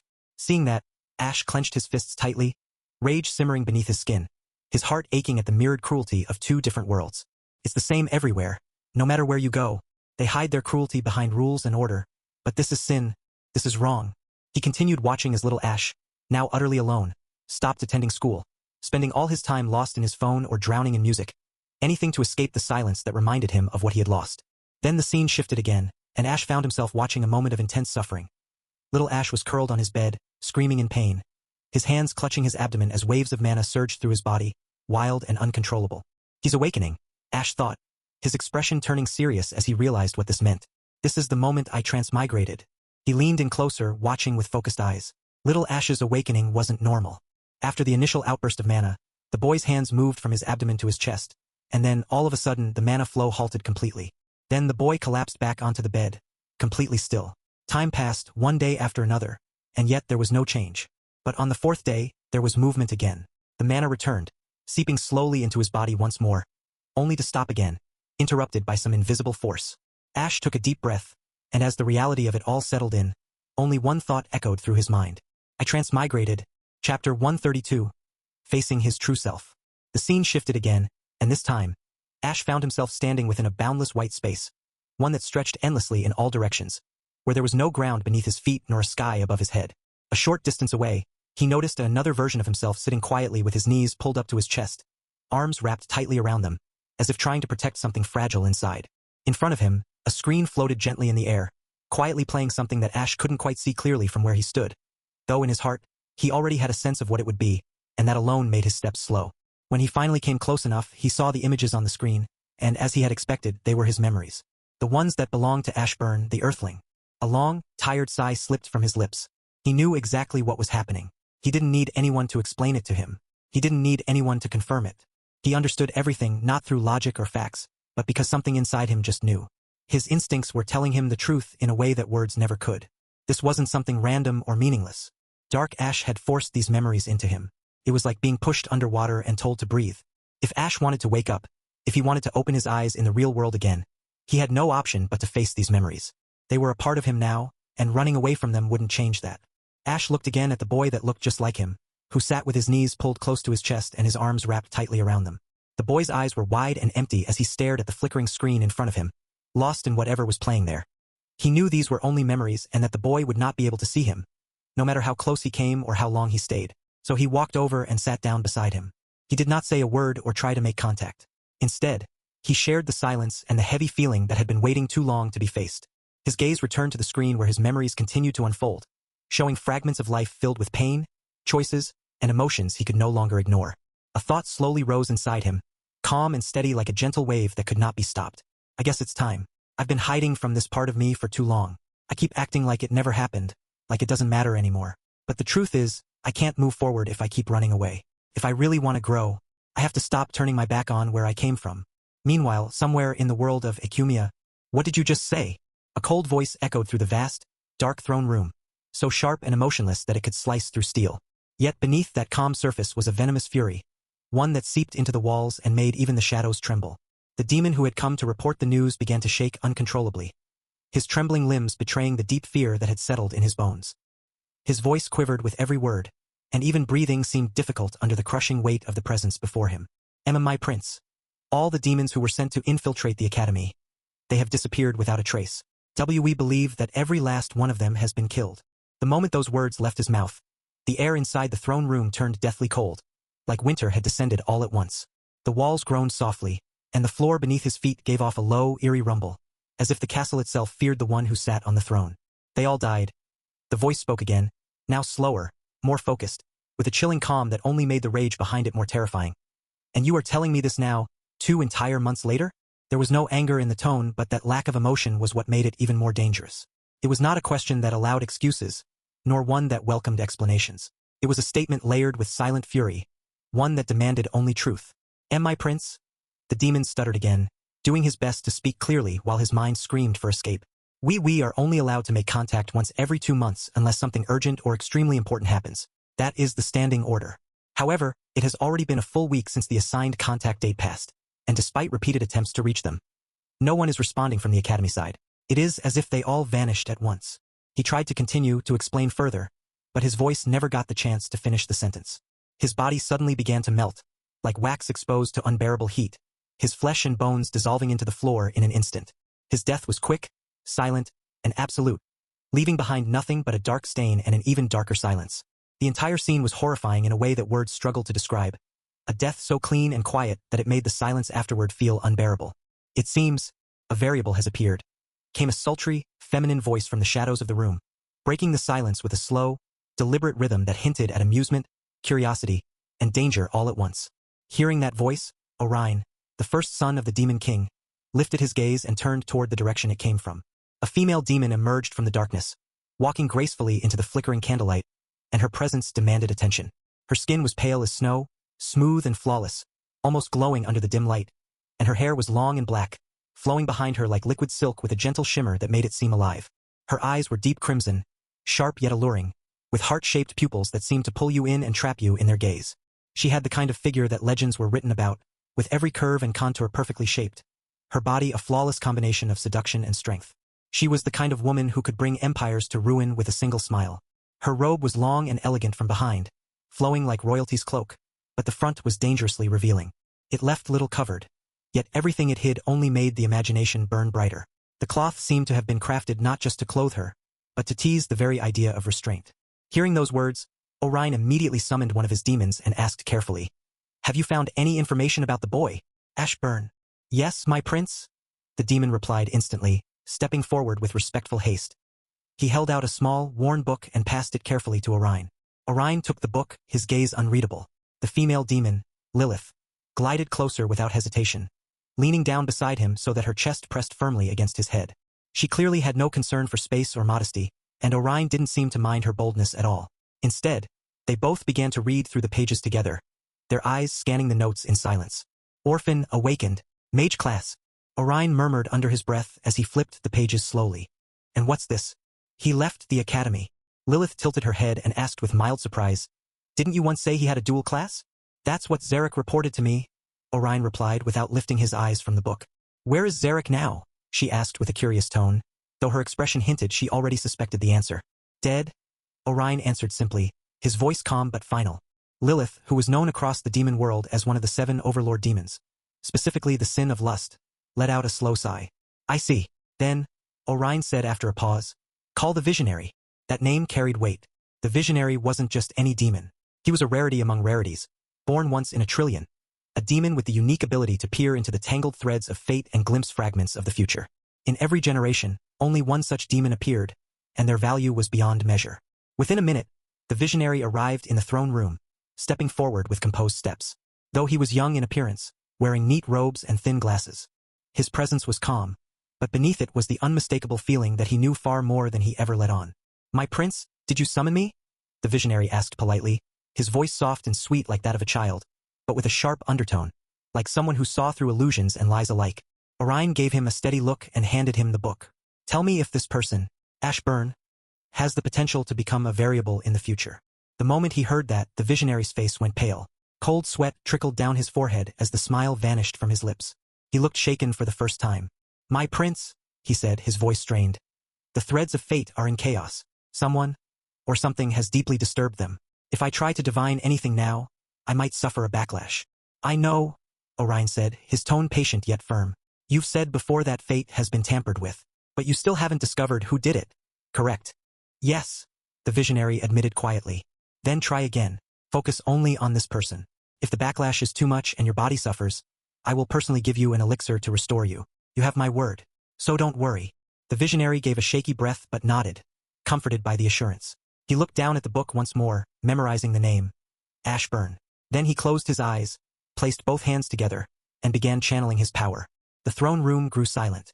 A few seconds passed, and then blood began to drip from his ears, then from his eyes, then from every one of his 7 orifices. But he didn't stop. His entire focus, his full spiritual force was locked onto a single name, Ashburn. And then he realized something terrifying. With a trembling voice, barely more than a whisper, he muttered in shock. The name Ashburn. It does not exist. This person does not exist. Not in any of the timelines. Not past, not future, not even in the alternate branches. There is nothing. There is no Ashburn. He started to shake violently. The backlash hit him like a divine hammer. Moments later, he coughed out a huge mouthful of blood and collapsed to the floor, falling unconscious, his body dangerously close to death. Seeing him in that condition, Lilith raised her hand and calmly ordered, "Take him away. Give him one of the highest-grade healing elixirs we have." A few demons immediately rushed forward and carefully carried the limp body of the visionary out of the chamber. Then, out of nowhere, a low chuckle echoed through the room. He, hey, ha ha ha, ah ha ha. Orion's laughter grew louder, like someone who had Ashburn. He said the name slowly, as if savoring each syllable. He is the one who slipped through our grasp. A true variable that was never part of our calculations. Lilith's lips curved into a seductive smile, her eyes gleaming with amusement. So he's the one, she whispered. The piece we didn't see on the board. Orion leaned back on his throne, fingers steepled, grin never fading. Find out where he is. If he cannot be located directly, then keep watching the academy from a distance. Didn't the information mention that he left to search for something? I want to know what he's after. Lilith walked closer to him, her movements smooth and sultry. She leaned down, pressing a kiss to his lips with a teasing smile. As you wish, my demon king, she whispered before turning away, her laughter echoing softly as she vanished into the shadows. Chapter 133, Elves' Rejection. What did the Elven Council replied? Mark asked, his voice calm yet tinged with a seriousness that made everyone glance at Nicole, waiting for his answer. To that, Nicole responded with a subtle. Hearing that, Alice leaned forward slightly, her brows furrowed with concern as she asked, "Did you not even ask them to try, just once? Was there no room for negotiation or trust in their ability?" Before Nicole could say anything, Maelys, Irvin's father, let out a low, derisive chuckle, and with an expression that carried both sarcasm and superiority. He turned to Alice and said, "Why are you suddenly acting like you care? Weren't you the one who thought this was all nonsense just a few weeks ago, claiming it wasn't worth worrying about?" Alice's eyes instantly narrowed. Her calm expression became dark as she stared at him. But before she could say anything, Nicole replied in a composed but firm voice, "Do you truly believe I should have taken that kind of risk? What if they had failed during the attempt? What if something had gone wrong and she had died because of it? Would you be willing to bear that outcome?" And just like that, the room fell quiet because as much as they all hated to admit it, his words made too much sense. No one wanted to carry that weight on their conscience, especially not when the chances of failure were that high. Then who was going to tell Master about this decision, and how it turned out? Lydia asked, her voice barely above a whisper, as she looked around and realized that no one seemed prepared for that particular responsibility. There was a long pause and no one answered, because each one of them knew that telling him would not only trigger his fury toward the elves but possibly extend to them as well, for allowing things to reach this point without a better solution. Breaking the silence, Lucan finally spoke, his tone more practical than emotional as he asked, "Did the elves mention if anyone, specifically any human child, has entered their territory recently?" Nicole slowly shook his head as he answered, "No, they said no human child has stepped into their land so far, but they did promise that if someone matching that description does appear, they'll inform me right away. Though, they demanded to return what we owe them with interest, just in case if someone does appear." "Teske, I knew it," Lucan muttered under his breath, clearly annoyed. Always about that with those people, no matter the situation. Why can't they understand it was Black Market who stole that, not us? Myra, who had been quiet till now, raised an eyebrow at him and smirked slightly before saying, "Isn't that a little hypocritical coming from you? Aren't you known for being the same?" Just as the tension between them began to rise and the atmosphere threatened to spiral into conflict, Mark raised his hand and spoke again, his voice cutting through like a calm wind before a storm. "Let it go. This isn't the time for arguing among ourselves. What's more important right now is Ash. Did any of you manage to find his whereabouts after he left the academy?" They had all been assigned the same mission by Whisperer, to track Ash down and find any trace of his presence. But so far, their results had been far from promising. Lucan was the first to reply. With a sigh he said, "After he left the academy, I managed to trace his path as far as Silver Wing Town, but after that, he just vanished. There were no further sightings. So, in simple terms, none of us has any idea where he is now, right?" Mark asked, directing his question toward the group, though he already seemed to know the answer. Everyone could only nod in silence, frustration and worry evident on their faces. "We haven't taken down the criminal posters of unknown just yet," Mark continued, rubbing his temple slowly as if weighed down by the decision. "We hoped that if he used the identity of unknown, someone might recognize him and report back with useful information. But so far, not a single useful lead has come our way." He paused for a brief moment before speaking again, his voice lower but firmer than before. "All right, from this point on, I want all information regarding Ashburn to be treated as top secret. We cannot afford to let the wrong people know, especially not the demons. If they find out, everything we've worked for could fall apart. Don't use his posters. Instead, pass along his image only to your most trusted subordinates, the kind of people who won't question your orders or leak sensitive information. As for the rest of the search, keep your eyes open and be cautious. Look carefully at every child traveling alone, especially those who don't seem to fit in or are hiding their presence." "Understood." A few replied immediately, while others gave firm nods, the weight of the mission settling once more on their shoulders. Meanwhile, far away on the Dragon continent, a moment of rare peace lingered in the air. The wind moved gently across the highlands, brushing past the towering cliffs and verdant forests, carrying the tranquil scent of untouched wilderness. Nature's rhythm flowed like a slow melody, and for a brief while, the world felt undisturbed. However, that calm was destined to break, and the silence would not last much longer. At the very center of the continent, deep within the sacred dragon lair, a group of lesser dragons stood near a colossal stone entrance, engaged in idle conversation. They were not the towering winged beasts from legends, but rather humanoid dragons, tall and muscular, with thick scales lining their bodies. Their limbs were strong, and their posture upright, with horns arcing back from their foreheads and lizard-like tails swaying behind them as they stood guard.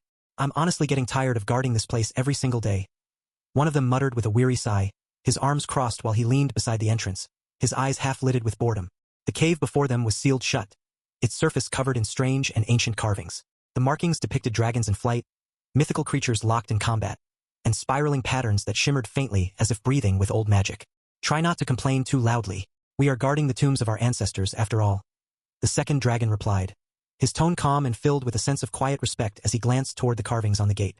The first dragon scoffed and glanced at the distant mountains beyond the lair, clearly unconvinced. Still, who would be reckless enough to sneak in here and try to steal something? No one would dare come this deep into the Dragonlands, and even if someone came, we have an elder dragon posted inside. I don't even get why the elder needs to guard this place personally. It feels unnecessary. "You're not wrong," the second one admitted after a short pause. "But if the elder believes it's necessary, then there must be a reason." While the two continued their idle talk, they remained blissfully unaware that from a distant cliffside, someone had been observing them silently for some time. A figure stood hidden among the rocks, watching without moving a muscle. His eyes locked onto the guards with an intensity that did not belong to any ordinary person. Those eyes were pale sky blue, but their light was gone. There was no spark of emotion, no flicker of curiosity or warmth. They held the kind of silence that did not belong to someone living, but to someone who had already accepted something far beyond what the world could understand. It was like staring into a void that did not blink or respond. Those haunting eyes belonged to none other than Ashburn. It had been 3 weeks since everything changed. Ash had been unconscious all this time, completely unmoving. But inside his mind, a storm had been raging. He had no choice but to live through each moment, feeling every emotion, reliving 600 years of isolation, regret, and grief. Those memories weren't fake. They were his now. They were real. Each moment came back to him with full clarity, as experiences that carved themselves into his soul. There was another change as well. At the same time, the rune of stability, which had always silently blocked his emotions, no longer did so. It was as if the seal had been tied to Dark Ash himself, and once he disappeared, the rune had no more reason to suppress his emotions. But now, what's the use of emotions returning? Ash had changed a lot during those silent centuries. He no longer felt like the same person who had once transmigrated into a magical world with excitement in his heart, but had now become someone shaped by the weight of loneliness that had followed him for what felt like a very long time. Of course, after being unconscious for an entire month, it was only natural to expect that his body would be weak, exhausted, maybe even close to shutting down completely. That was what anyone would assume. But when Ash finally opened his eyes after all that time, none of it came. His body felt strangely fine. He wasn't hungry. He wasn't thirsty. There was no soreness in his muscles or dryness in his throat. It was unnatural. Too unnatural. Driven by a mix of curiosity and unease, he turned his awareness inward, trying to understand if something had changed while he was unconscious. And that was when he found them, 2 symbols that had never been there before. One was located on his forehead, shaped almost like a third eye. It had a strange pattern that resembled a pair of curved brackets, like parentheses, and between them were 2 triangles, one upright and the other reversed, forming a shape that looked like a star. The second symbol was marked on his heart. It was a runic symbol deeply connected to his very life force. He could feel its presence like a heartbeat, slow and constant. He recognized it was the rune of life, and he also knew that he had only formed the connection with one rune, not two. In his memories, during the time he was unconscious, there had been a strange red light in his soul space. He did not know what the red light was or who left it behind, although he had his suspicions regarding the mysterious man, he was not sure. He also knew that if the red light hadn't acted when it did, his soul might have taken even longer to heal. Considering the damage it had suffered, there was a real possibility that he might not have recovered at all. Whatever that light was, it had saved him, and that was something he couldn't ignore no matter how many questions it left behind. As for how he knew about something when he was unconscious, the answer was strangely simple. Rune of Knowledge.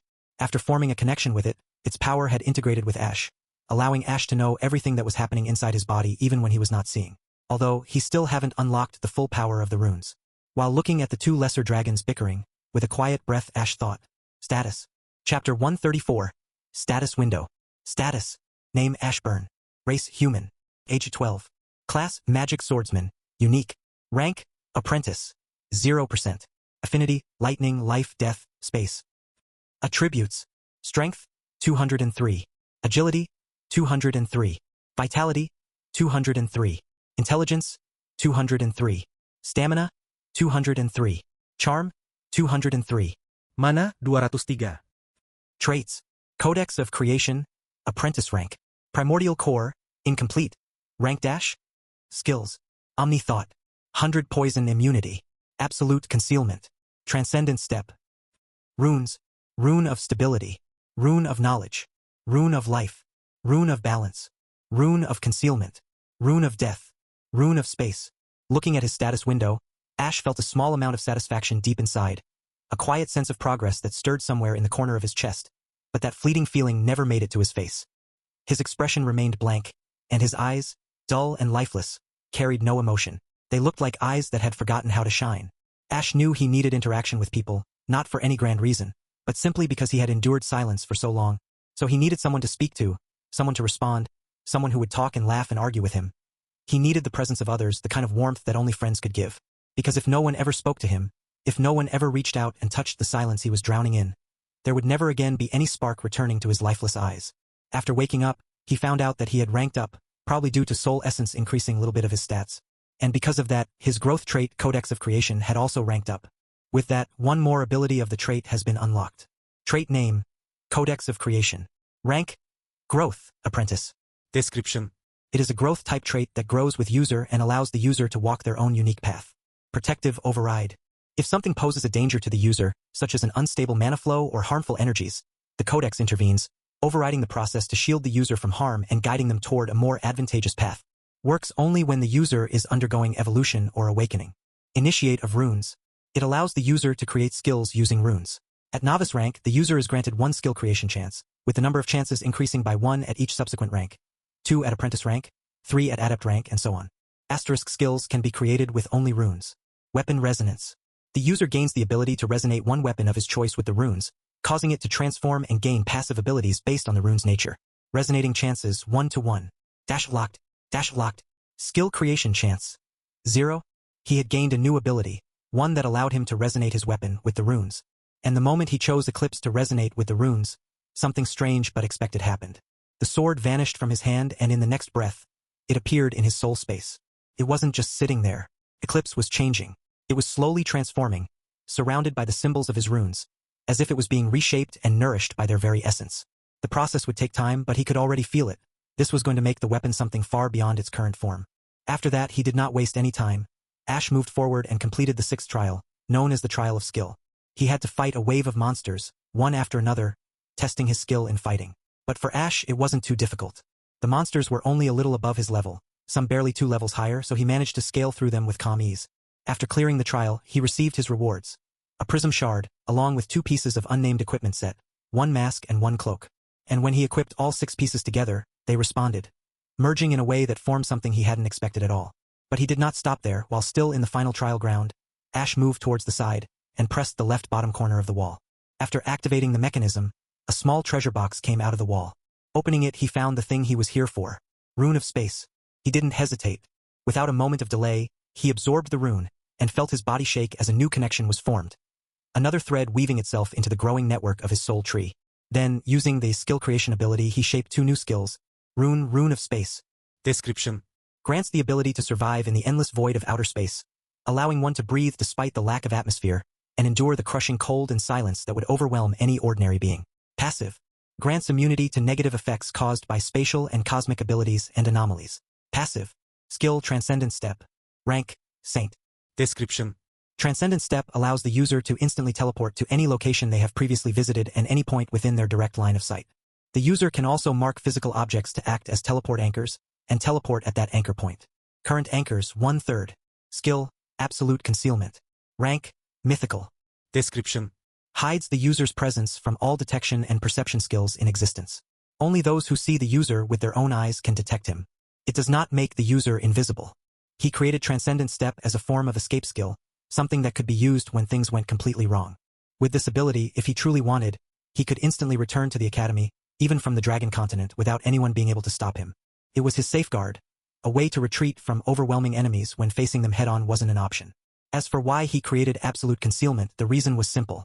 It was for entering the dragon's lair. Ash thought that while he was already this deep into the continent, it would be a complete waste to not at least try for the Rune of Time. He also felt there might be many treasures in there that could boost his stats. After all, in the novel, Ray received the rune in form of a deal with the dragons. Of course, the dragons did not know that they had a rune with them. Thus, Ash did not know what were the things inside the Vault of Dragons. But he was hopeful. After all, dragons are also famous for hoarding treasures. Basically, he had created these both skill for one purpose: stealing what needed to be stolen as quietly and efficiently as possible. That, however, wasn't the only change Ash had gone through. After absorbing the Rune of Space, his primordial core had reacted as well, and in response to the new symbol it had unlocked one more ability. Trait name: Primordial Core. Rank? Description: a mysterious core with no recorded data. It is the first of its kind, and its properties, abilities, and potential remain entirely unknown. No further analysis can be performed. Any damage inflicted upon the core is automatically restored over time, rendering it truly unbreakable. Enhances all mana-based attacks and spells, doubling their potency while transforming mana to its most purest form. Allows passive absorption of surrounding mana when core's mana is exhausted. Even during combat, mana will continue to be absorbed naturally. New. Note: the speed of absorption will depend on how complete the core is. Locked. When Ash first looked at the newly unlocked ability, he was genuinely taken aback. The concept of restoring mana passively even while moving or in the middle of combat was not just useful, it was incredible. It was something that gave him a clear advantage, especially since this was not a feature commonly available to others. While many mages and warriors relied on breathing techniques to recover their mana over time, Ash had no such technique at the moment. This new ability was uniquely his, and it filled a gap he had. Also, while experimenting with his skills, he noticed something else that surprised him. When using Transcendent Step for teleporting short distances, the amount of mana used was almost negligible. It barely made a dent in his reserves. But when he tried to teleport to a location near the Academy, the cost was drastically higher, so much so that one of his mana cores had been fully drained in the process. Even so, he realized that the mana consumption was still relatively low compared to others. That was only possible because of the exceptional purity of his mana. If his mana hadn't been so refined, the cost would have been far greater, maybe even beyond his ability to recover. As for the anchor system, he discovered that using an anchor to teleport didn't consume any mana. However, the process of creating the anchor point in the first place did drain a considerable amount of mana, and even required a part of his willpower to stabilize it. Then came the concealment skill, Absolute Concealment. With it, Ash could remain completely concealed for an hour. After that time, one of his cores would become empty, and the skill would automatically begin drawing mana from the second core.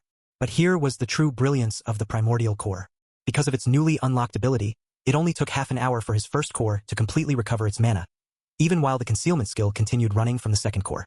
That meant one thing: if Ash didn't use both of his mana-intensive skills for a long duration at the same time, he could maintain absolute concealment indefinitely.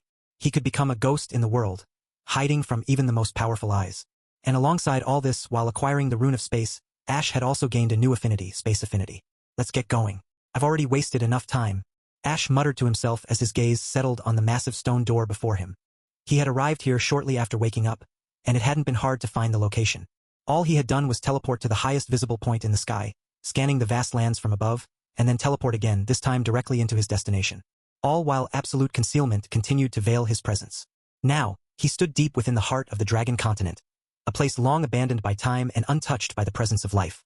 It was here that the ancient corpses of fallen dragons were laid to rest in silence and reverence.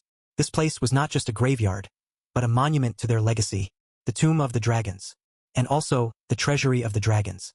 And Ash had only one reason to be here: treasure hunting. Chapter 135, Dragon Tomb. After his mana had recovered, Ash teleported above a large stone slab that rested right on top of the massive stone door. He appeared without making a single sound, completely silent, as if he were a ghost. Absolute concealment was already active, cloaking his body so well that even the air didn't seem to notice him. There was a small gap between the two sections of the enormous stone door. It was narrow, but just enough for him to peek through like a tiny window, revealing a limited view of what was on the other side. It reminded him of the size of a keyhole, offering only a partial glimpse into the mysterious chamber within. Carefully observing the darkness behind the door through the gap, Ash locked onto what he could see and teleported inside. As soon as he arrived inside the room, his instincts kicked in. Without wasting a second, he moved behind a nearby pillar and kept himself completely hidden. No one noticed his presence. He remained undetected and, for now at least, he was safe. Ash slowly turned his gaze around the chamber, taking in the sight before him, and what he saw filled his heart with a quiet awe and a deep, almost sacred reverence. The floor beneath him was made of deep black obsidian, polished so well it reflected faint glimmers of golden light from the carvings engraved into it. Each golden line formed symbols and patterns that pulsed faintly with forgotten magic. The ceiling above arched high in a grand, curved shape that reminded him of a dragon's ribcage, its bones holding the very weight of this massive space, giving off the feeling of being inside a sleeping beast. This has to be space magic. Ash thought silently to himself. From the outside, this place hadn't looked so huge, but now that he was standing within it, the interior was far too vast to fit the structure's outward size.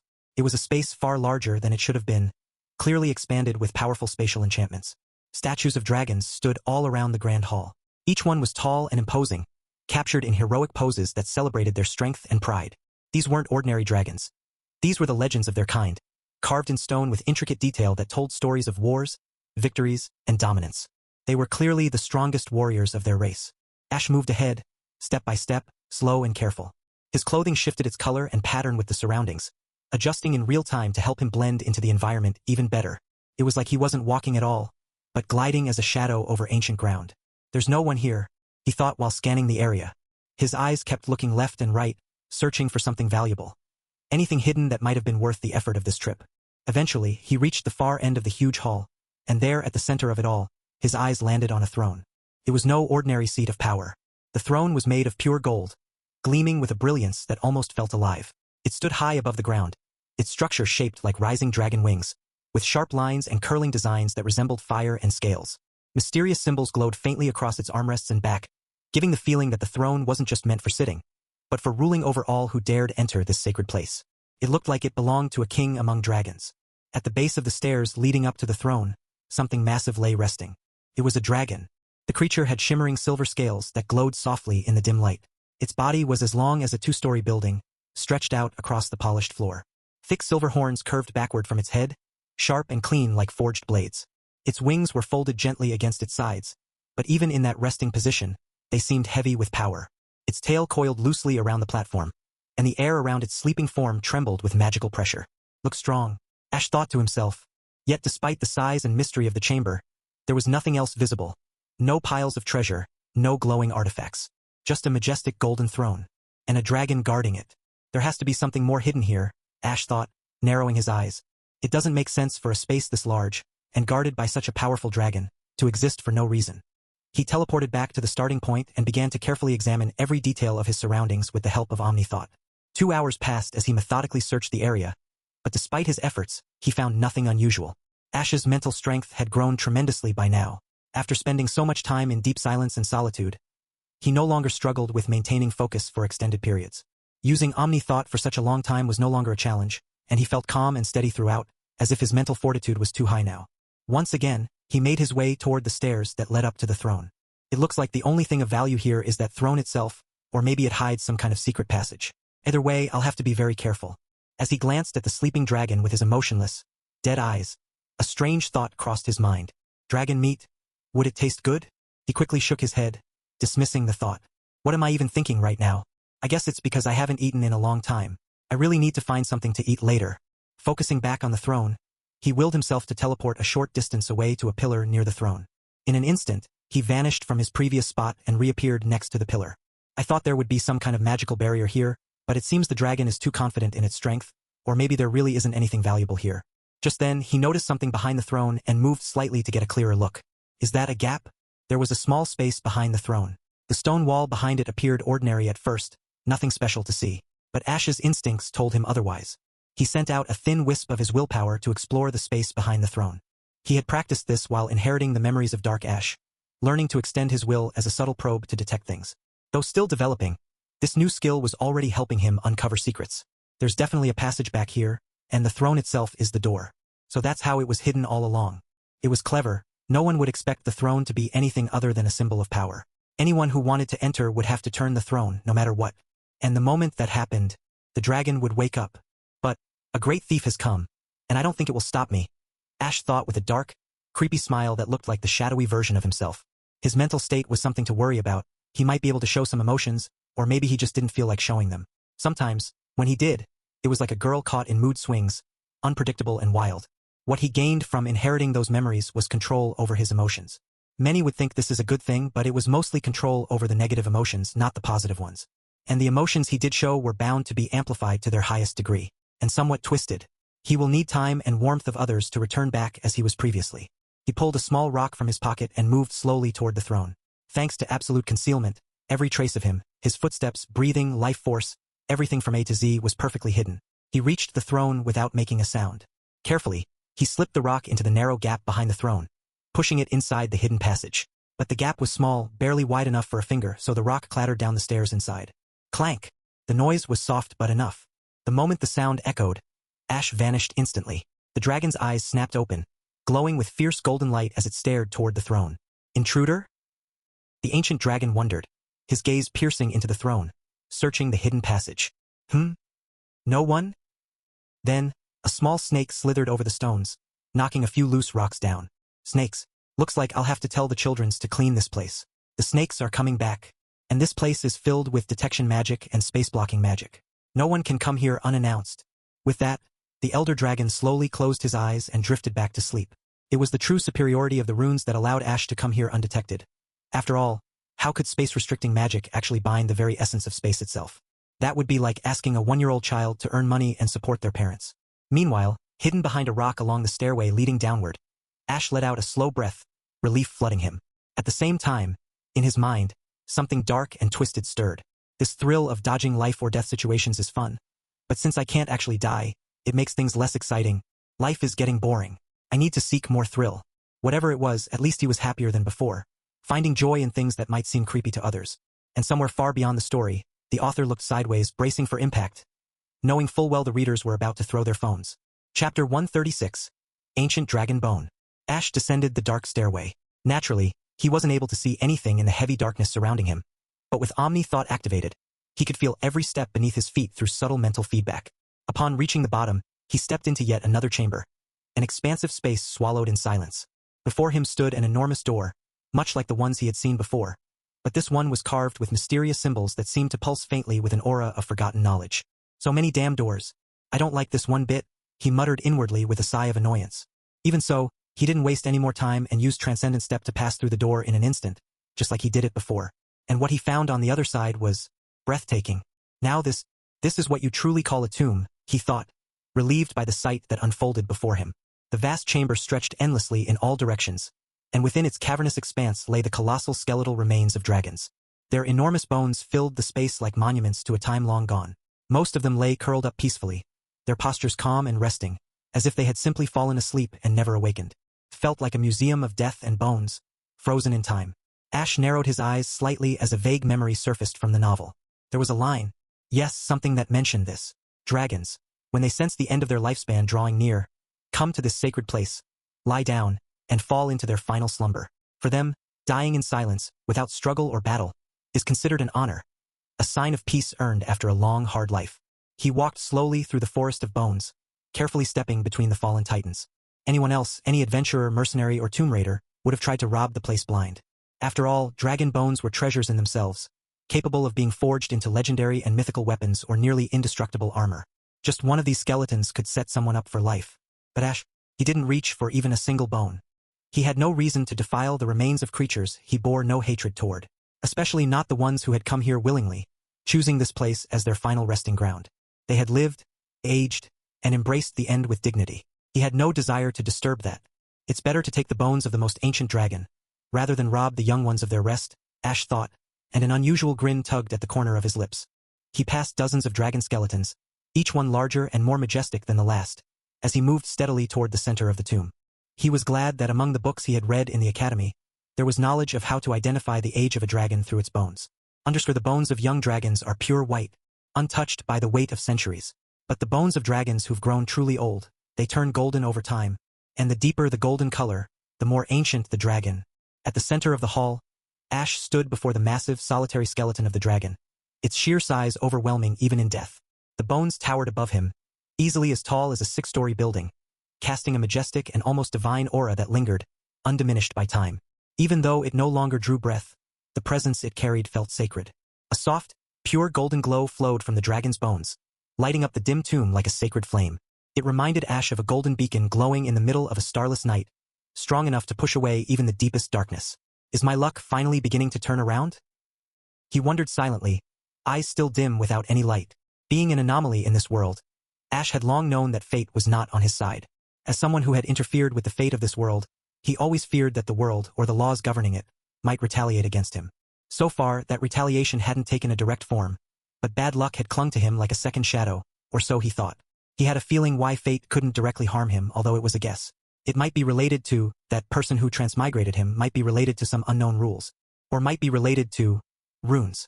But, even if fate couldn't touch him directly, it could still reach the people around him. Wasn't that why he tried to distance himself from Alicia in the first place? To protect her from the backlash? But it all fell apart anyway, and now she lay on her deathbed, and he could do nothing but watch.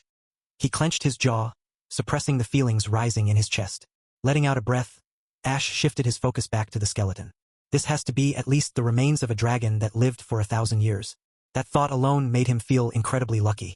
He stepped forward quickly, getting closer to the golden bones, and couldn't help but admire the sheer beauty and sacred weight the skeleton carried. The curves of the bones, the aged cracks along the golden ribs, even the silent dignity the creature still held. It was breathtaking. Standing before it, Ash clasped his hands and bowed his head slightly. Forgive me, O mighty dragon, but I am about to defile your remains. After offering his quiet prayer, he opened his eyes and reached out to touch the golden bones. But just before his fingers made contact, he halted, realizing something important. Wait, even though my spatial ring is very, very big, there's no way it could store something this huge. It's already filled with my other belongings and supplies. A quiet sigh escaped him. He couldn't take the skeleton now, not unless he found another storage artifact with far greater capacity. Well then, stay here for now, he thought, eyes scanning the vast hall. If this place really is the dragon's final resting vault, there must be some kind of large-scale spatial artifact hidden somewhere inside. At least big enough to store a corpse like this, right? With that decision made, he walked past the enormous skeleton and moved deeper into the massive chamber. The vast hall seemed to be divided into two distinct areas. One side filled entirely with dragon bones, and the other held a lake. A lake filled not with water, but with blood. Dragon blood. Ash stared at the deep, crimson pool with a strange smile creeping across his face. He had noticed the scent of it when he first approached the dragon skeleton, but he had wanted to offer his respect to the dead before turning his attention to anything else. Now, seeing it up close, the magnitude of what lay before him hit harder. If any alchemist or blacksmith had come here, they would have gone completely mad with excitement. Still, while it was undeniably valuable for crafting, what stirred Ash's interest was something far more personal. There were so many novels back on Earth that talked about how dragon blood could increase a person's stats, and sometimes even grant a dragon bloodline if one was lucky enough. Maybe there's a similar possibility in this world too? He had no confirmation of such a thing. So far, he hadn't come across any record or research that supported the idea. If anyone had ever tried something like soaking in dragon blood, they either didn't live to tell the tale or the truth was buried in silence. In such a situation, there was only one clear path. Experimentation. A wide, unnerving grin stretched across his face, the kind that spoke of madness and curiosity intertwining. A wide, almost eerie grin stretched across his face. With a thought, his clothes shimmered and began to fade, condensing and reshaping into a sleek necklace that wrapped neatly around his neck, leaving his body bare. It was one of the hidden functions of the strange armor he had acquired. Ash's eyes glinted with unshaken resolve. Even if something goes wrong, the worst that can happen is death. And honestly, the fear of death has long since left me. Besides, the thrill of experimenting with the unknown. There's nothing quite like it. Without a moment of hesitation, Ash jumped into the pool of dragon blood, embracing the unknown with open arms. As he felt the cold blood brushing against his skin, a strange sensation ran through his body, like stepping barefoot into untouched snow. The surface of the blood was icy, unnerving in its stillness. But as he swam deeper, something unexpected began to happen. The deeper he went, the warmer the blood became. The cold that had wrapped around him like ice slowly faded away, replaced by a soft warmth rising from below, almost like heat coming from something hidden deep down. Looks like something is down there, Ash thought as he continued to sink deeper, allowing his body to drift lower into the unknown. Chapter 137. Unknown Bloodlines. As he moved deeper, he could feel the dragon blood entering his body. The sensation was a bit strange and hard to describe. It was as if something warm and heavy was slipping into his veins, quietly spreading through his bloodstream like liquid fire. Still, ignoring that odd feeling, Ash continued to descend until he finally reached the very bottom of the dragon blood lake. Down there, hidden beneath all the thick red blood, was a small hole, no bigger than a cup. And inside that hole, resting quietly, was a golden crystal. Ash's eyes narrowed slightly. From what he knew, this had to be crystallized blood, blood so ancient and powerful that it had solidified over time. He had heard of such things in passing, though they were extremely rare. But why is the blood golden? Ash wondered, his gaze fixed on the glowing gem. He didn't have the answer, but he made a guess. If golden bones meant the dragon was incredibly ancient and strong, then perhaps it was the same with blood. The more golden, the more powerful. But just as he tried to move closer to the golden crystal, his entire body suddenly shuddered. The blood that had been seeping into him until now surged all at once. His muscles twisted and squeezed as if something inside was trying to break free. His bones cracked with sharp, echoing sounds. His vision blurred, and pain exploded through his mind like a roaring storm.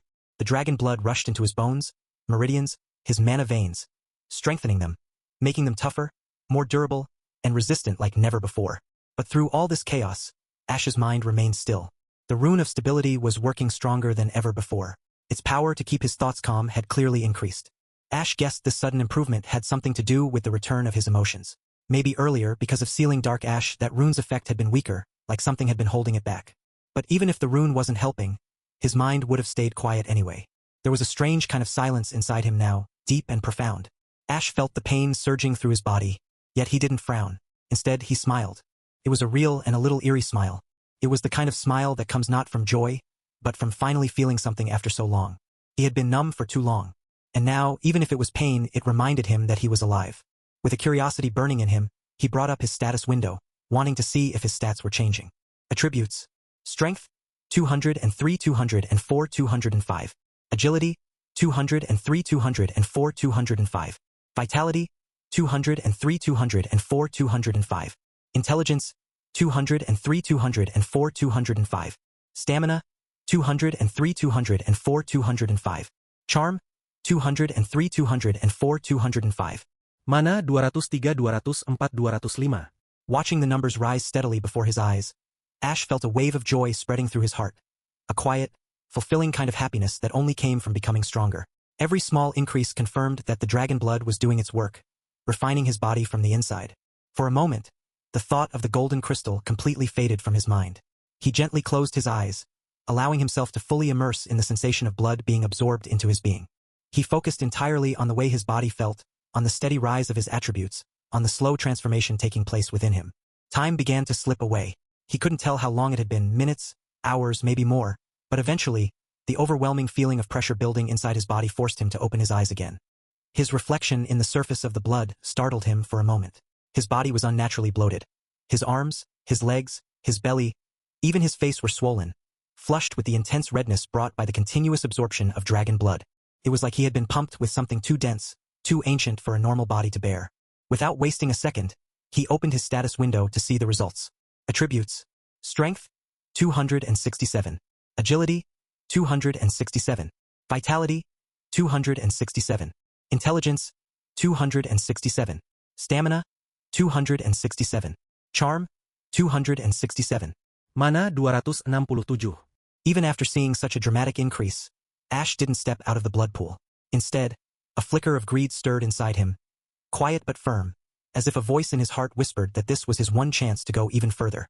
I have the rune of life and death, he thought with a calm and calculating gaze. Even if my body breaks, it'll heal, and once it heals, it can break again. The cycle will repeat, and each time I'll grow stronger. And even if I die, I'll still gain something from it. Even death won't make it meaningless. So let's keep going, until I drain every last drop of this pool. With that resolve, he gritted his teeth and continued to endure the swelling in his muscles. The pain was constant, the pressure unbearable, but he held on, refusing to stop, refusing to give in. More time slipped by. A few hours must have passed, though Ash had no clear sense of time anymore. All he knew was that he was still holding on, still enduring the ever-increasing force that raged through his body. But even the toughest material has a breaking point. Even the strongest rubber, when stretched too far, will eventually snap. And Ash, no matter how unique or determined, was still human. At least for now. And so, his body finally broke. His muscles tore apart violently, exposing the bones and organs within. His entire body burst open like an overinflated balloon, spraying mortal blood into the pool of dragon blood, staining it with crimson chaos. Only two parts remained intact, his heart and his brain. Mysterious symbols, etched as if by some ancient force, glowed faintly in a pale blue light on those organs, pulsing softly as if whispering a forgotten truth. Yet even after such a gruesome collapse, Ash didn't die. A few seconds passed, and then his body began to heal on its own, slowly stitching itself back together. The dragon blood now flowed into the inner parts of his being, into places the blood couldn't reach before. And once his body fully healed, it again began to bloat, swelling unnaturally under the pressure. And once again it exploded. His body shattered, then healed again, and again it burst apart. This painful cycle repeated endlessly, like a cursed loop of transformation. But throughout this relentless molting, through every explosion of muscle and every wave of agony, Ash endured. He didn't scream, he didn't beg. It hurted him more than anything he had ever experienced. But somewhere deep in his heart, he was enjoying it, because his stats were rising. And that feeling of growth was far more intoxicating than any fear of death or pain. After all, if he had to train to gain stats like this, it could have taken him months, maybe even years of hard work and effort. But here, at this moment, submerged in dragon blood and surrounded by pain, he was evolving at a rate that defied logic. Time continued to flow unnoticed. Slowly, almost half of the dragon blood pool had vanished, absorbed into Ash's ever-breaking, ever-healing body. The pool itself was about the size of a regular swimming pool, and now it looked as though something had been devouring it from the inside out. Right at that moment, a strange message suddenly flashed in his status window. Threshold of bloodline in user's body has risen beyond a certain limit. Draconic bloodline is seeping into host's bloodstream. Threshold of bloodline in user's body has risen beyond a certain limit. Draconic bloodline is seeping into host's bloodstream. Threshold of bloodline in user's body has risen beyond a certain limit. Draconic bloodline is seeping into host's bloodstream. The message repeated itself over and over again, like a chant echoing through his mind. Seeing it, Ash felt a rush of hope and excitement. I'm about to gain a dragon bloodline, he thought, lips slightly parting in a faint smile. I really am. But the next series of messages shattered that excitement completely, like cold water dumped on a flame. Dragon bloodline is starting to merge with host's bloodline. Dragon bloodline is starting to merge with host's bloodline. Error.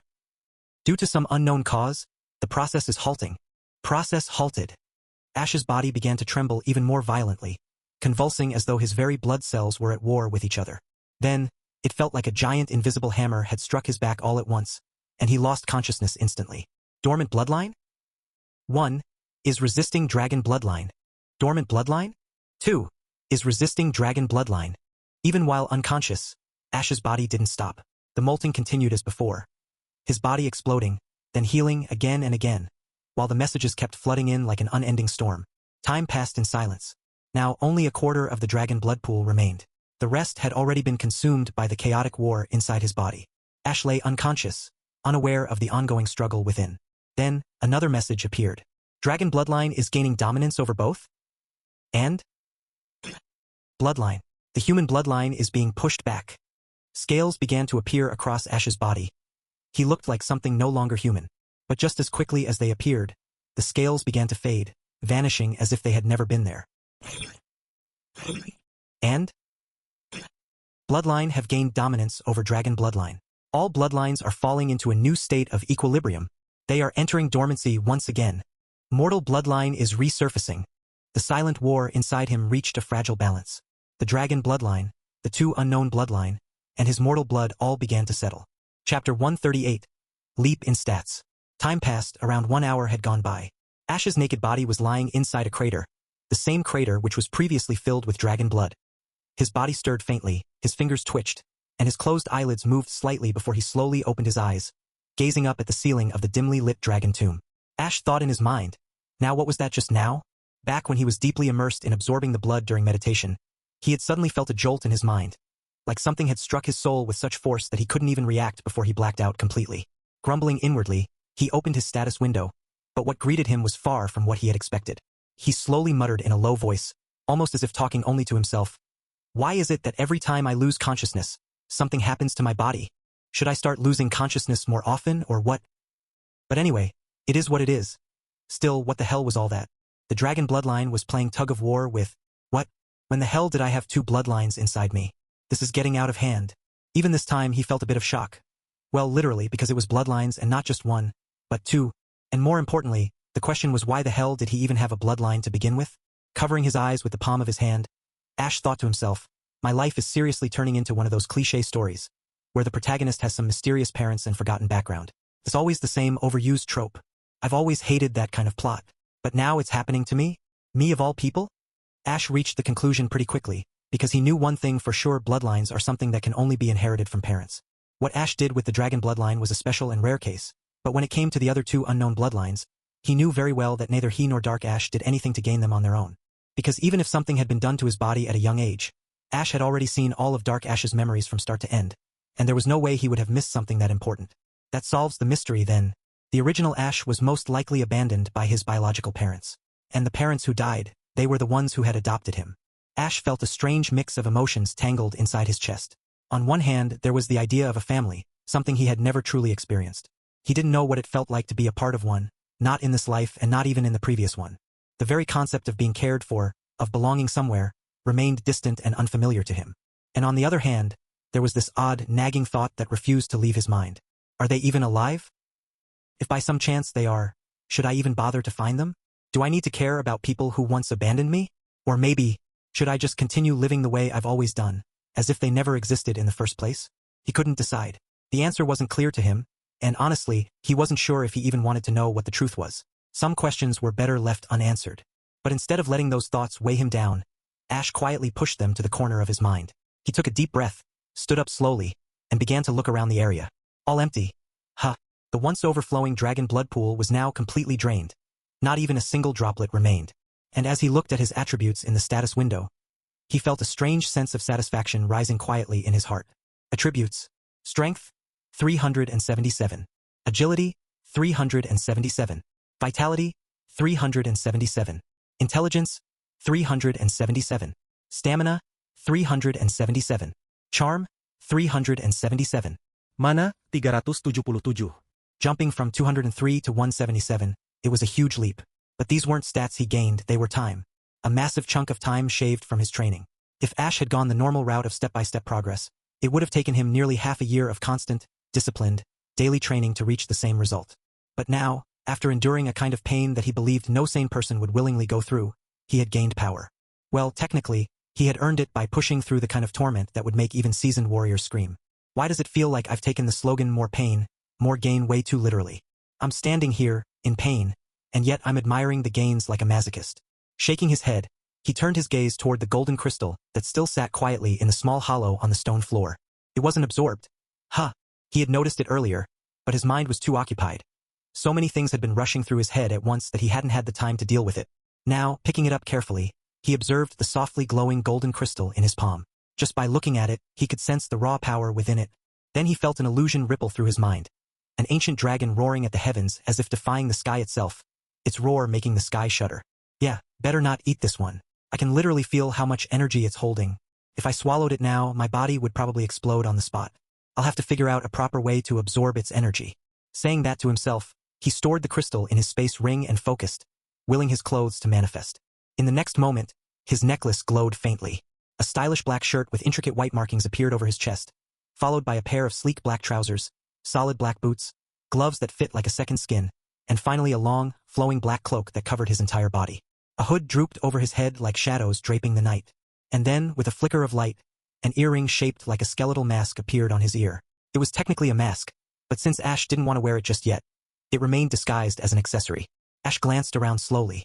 There's no path forward anymore. Do I have to go back the same way I came? Isn't the treasury supposed to be here? But no matter where he looked, there was nothing. Only ancient dragon bones and the crystallized blood. Finding no new leads or hidden paths, he sighed and finally donned the skeletal mask. As soon as he wore it, his appearance shifted. With the hood casting deeper shadows over the mask, his presence turned almost ghostly. His glowing blue eyes now resembled the soul flames of an undead creature, giving him an eerie, lifeless aura that may make others think him of as an undead creature. Now, here's something important most people confuse. There's a very clear difference between a skill and a spell. Many might think they're the same, but no. Absolutely not. For a spell, Ash had to manipulate mana directly. Especially in his runic magic, he had to carefully weave and manage the flow so that it didn't drain all his mana at once. Runic spells worked like a program, and without a stop condition they'd keep running until his entire mana pool got consumed. But when it came to skills, things were way simpler. He didn't need to control mana or balance anything. He simply had to decide on what he wanted to do. Just a thought. That was it. And the skill would activate perfect and complete. Ashe appeared exactly where he had been earlier, silently watching the two lesser dragons that were still guarding the entrance. Seeing them standing in the same place, completely unaware of his presence, Ashe decided to move again. This time, he ascended higher into the sky and teleported to a different region. He repeated this process 5 times, teleporting from place to place, but everywhere he arrived, all he found were different zones, each seemingly designed for a particular dragon to inhabit. Despite his curiosity and determination, all the dragons he encountered were still asleep. He kept moving, roaming across the entire continent that once served as a home to dragons. Time passed steadily, and finally, after nearly half a day of searching, Ashe found something. In front of him was a giant castle. It was very well hidden, or rather, you could say it was too well hidden. From the sky, it looked exactly like a normal mountain, but as he got closer, the illusion broke, and it turned out to be a castle instead. There are so many of them, Ashe thought as he looked at the massive number of lesser dragons stationed outside. There were clearly more than 200 just on the side he could see. This much safety means there's definitely something precious in there. With a wicked grin hidden beneath his mask, Ashe knew deep in his heart this was going to be fun. Chapter 139, The King. Christos, the elder dragon which was guarding the throne room, stirred. His eyes went wide open as he looked at the throne in front of him. The golden throne, which had remained silent and unresponsive for thousands of years, was glowing faintly. How can that be? Christos muttered to himself in a daze. Without wasting even a second, he polymorphed into his human form, taking the shape of a middle-aged man with flowing silver hair and sharp silver eyes that carried the wisdom of centuries. He immediately rushed toward the throne, even though he was being held back by the powerful space restriction enchantments that surrounded the room. But still, forcing his way through with effort, he reached the throne, turned it around, and quickly began descending the stairs hidden behind it. He opened the massive, ancient gate and stepped into the tomb below. A slight wave of relief passed through his heart as his eyes fell upon the skeletal remains of the dragons that were still resting in their proper places. Could there be a problem with the ancient spell? He thought, suspicion flickering through his mind. But no, that shouldn't be possible. These spells have been untouched for ages. Unless someone managed to sneak in without alerting anything? But that's even more impossible. As these doubts filled his mind, he continued forward until he arrived before the massive skeleton of the ancient dragon, resting at the center of the tomb. It's still here, he thought, observing the golden bones carefully. Seeing them untouched, Christos let out a long silent sigh of relief.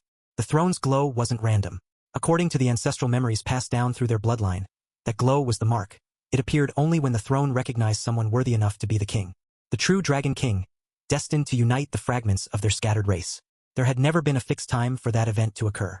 It was only known that one day, when the stars aligned and fate decided, the king would appear.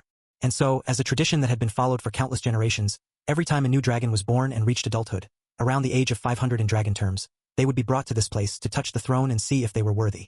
Basically, one dragon will have 2 chances to be the king. That was the ancient rite, passed down generation after generation. Christos, known across the dragon continent as the Ender of Calamity, had been given the honorable duty to protect this throne and carry out the ritual whenever it was time. But even after all these long years, not once had the throne ever responded to anyone. Not until now.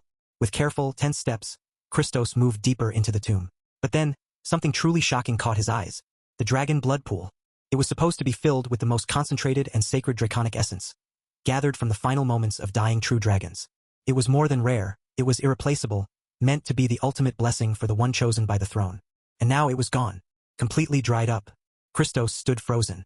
It felt like the world beneath him had vanished into thin air, like someone had pulled the ground out from under his feet.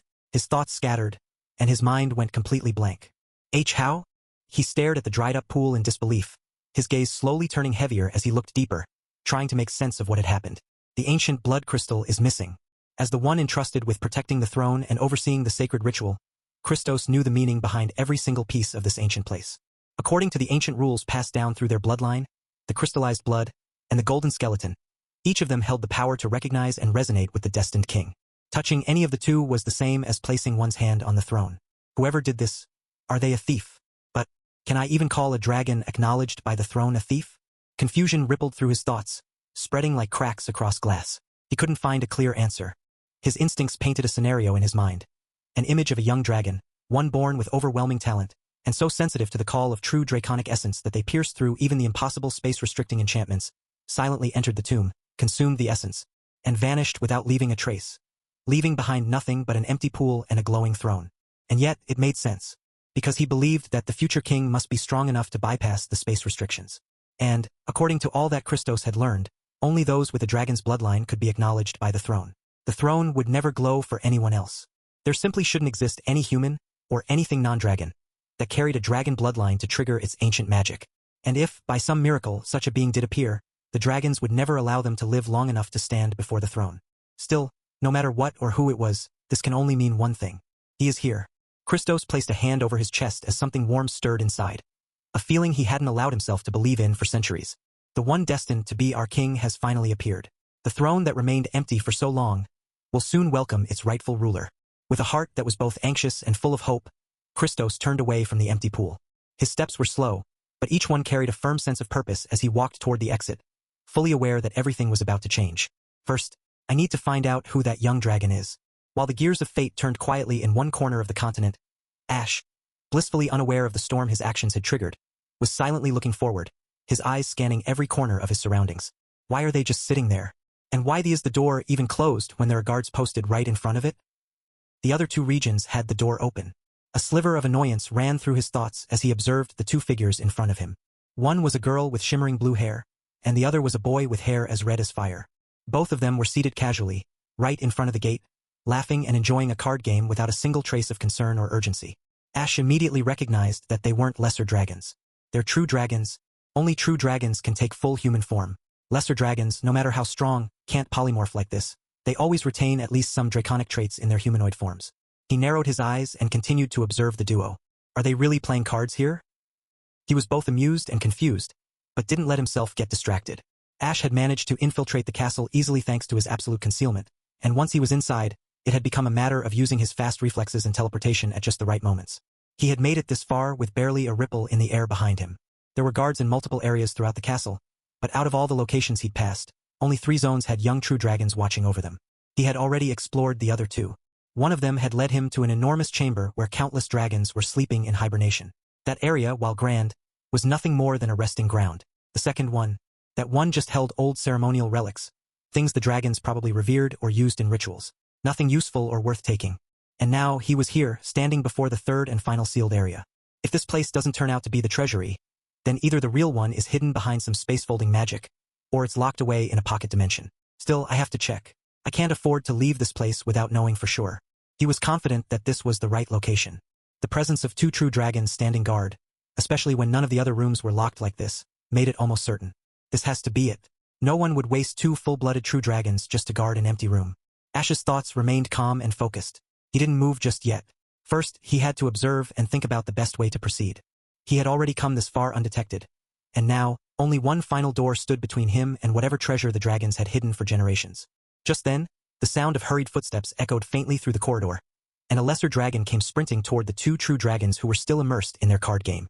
His breaths were heavy, wings tucked tight against his back, as if even a moment's delay would earn him punishment. "Young master, young miss," he called out respectfully, his voice steady despite the rush. Stopping right before them, the lesser dragon bowed at a perfect 90-degree angle, his forehead nearly touching the cold stone floor. "The elder has issued a summon to all the young masters and mistresses," he announced, his tone urgent but reverent. "He says it is of great importance." Chapter 140, Christos Order.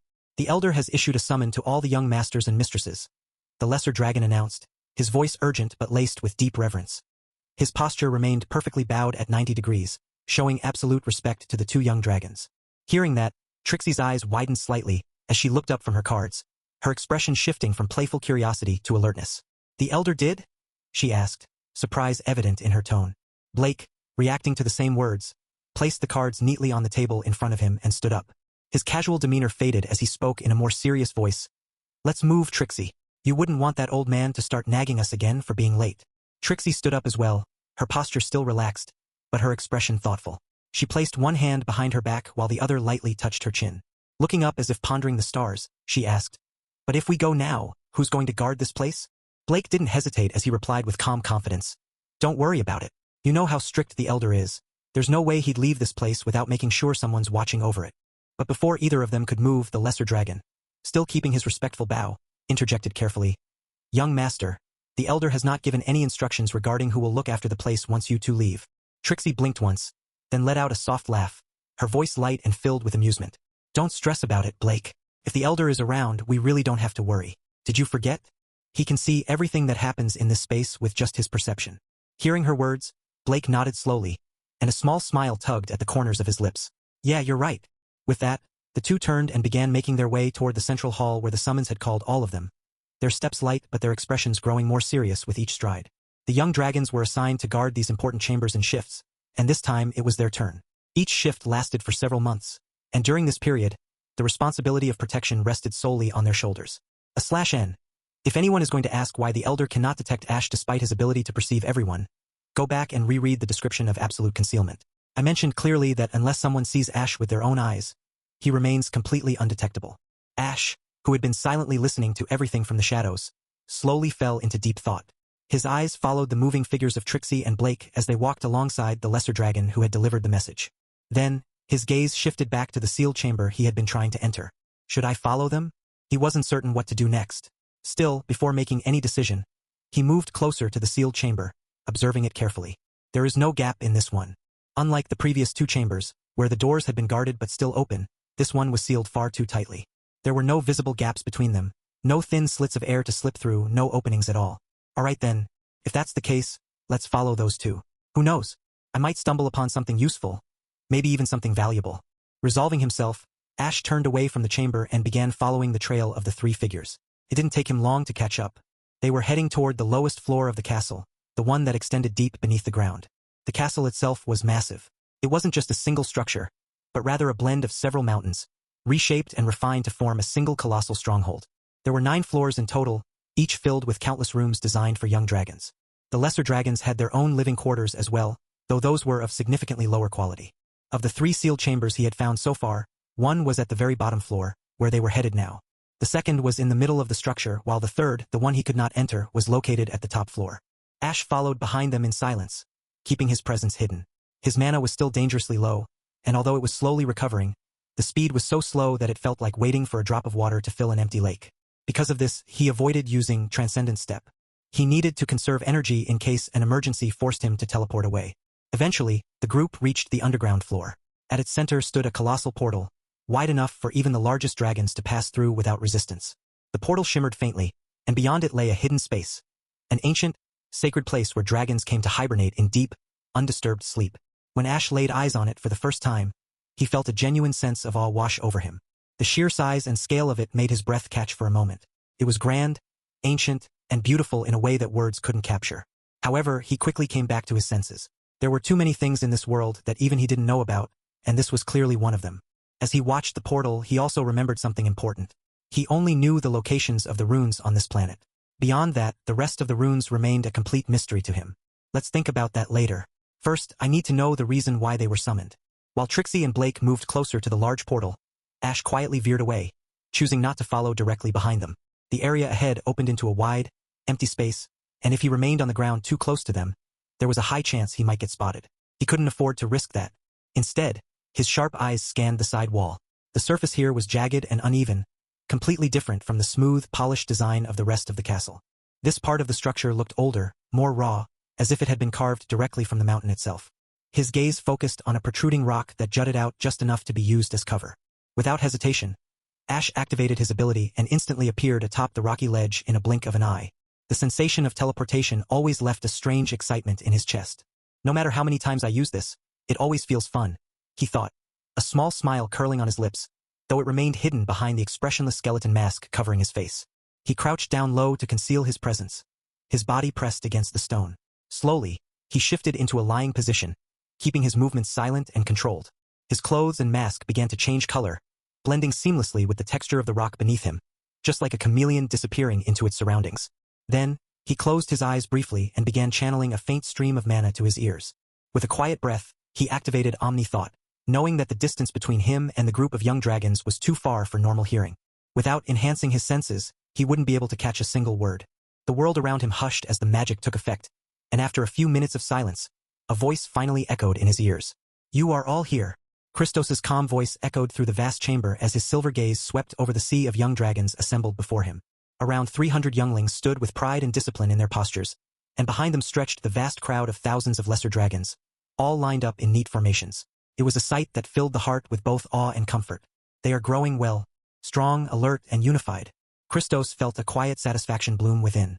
He wasn't the supreme ruler of all dragons, nor the current acting leader, but as an elder, his words carried weight, especially in times of uncertainty. The younglings looked at him with gleaming eyes full of admiration, their faces lighting up as they took in the rare appearance of the elder. To them, he was a distant legend, a powerful figure who spent most of his time away in the ancient tomb, guarding the throne room and the sacred remains of their ancestors. Christos nodded slowly before speaking again, his voice gaining an edge of seriousness. I summoned all of you here today not to share history, but because I need every one of you to take action immediately. You must increase the security of the castle, double the surveillance, no, triple it if needed. I want every corridor, every gate, every open space watched carefully. Nothing and no one should go unnoticed.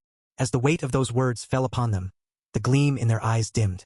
Expressions shifted from excitement to discipline, their gazes sharpening like blades. Stoic and serious, the younglings prepared to move. I want you to spread this command to the other outposts as well, Christos continued, his tone firm but composed. Inform the patrol leaders, the aerial watchers, and even those posted near the crystal chambers. Every station must be strengthened. A young dragon in the front raised his hand slowly. Christos gave a small nod, allowing him to speak. Elder, has someone managed to infiltrate the continent? Who are we searching for? The voice was respectful but carried a strange tone of steel beneath the surface, the kind of instinctive coldness dragons bore when facing threats to their kin. Christos gave a light smile in return, not revealing too much, but neither brushing it aside. You are not looking for an enemy. You are looking for a child, a baby dragon, one of our own. He might be very young, younger than even you, and could be considered your younger brother or sister. So listen to me carefully. Do not harm him. Do not frighten him. Simply observe and report. A wave of surprise and confusion swept through the younglings. The edge of battle they had readied themselves for softened. Eyes widened slightly, and murmurs stirred the rows behind them. Another dragon raised his hand, frowning as he stepped forward. But elder, a baby dragon should still be in the care of their parents, right? There are strict measures in place to protect them. How could one even escape? Christos's smile remained calm, yet his gaze held a subtle glint of something deeper. You do not need to concern yourselves with the how. Leave that part to me. Just focus on your task. If you happen to see him, stay near, protect him from harm, and inform one of the elders immediately. I will personally go and inspect the egg chambers to determine who among them is missing. The moment those words left his mouth, the confusion on their faces began to fade. Realization sank in.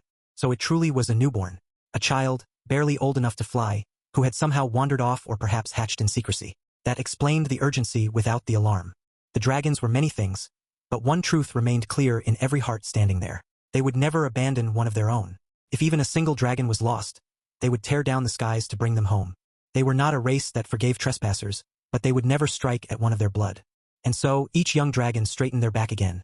This time not in aggression, but with the quiet resolve to find the one missing child. Not for glory, not for power, but because the blood of the dragons called them to act. Still, how could a baby escape the eyes of all the elders? None of them voiced that thought, but the question lingered, buried deep in their minds. And Christos? He turned slightly, the smile never leaving his face, though something unreadable flickered in his eyes. A baby who was acknowledged by the throne. This is just the beginning.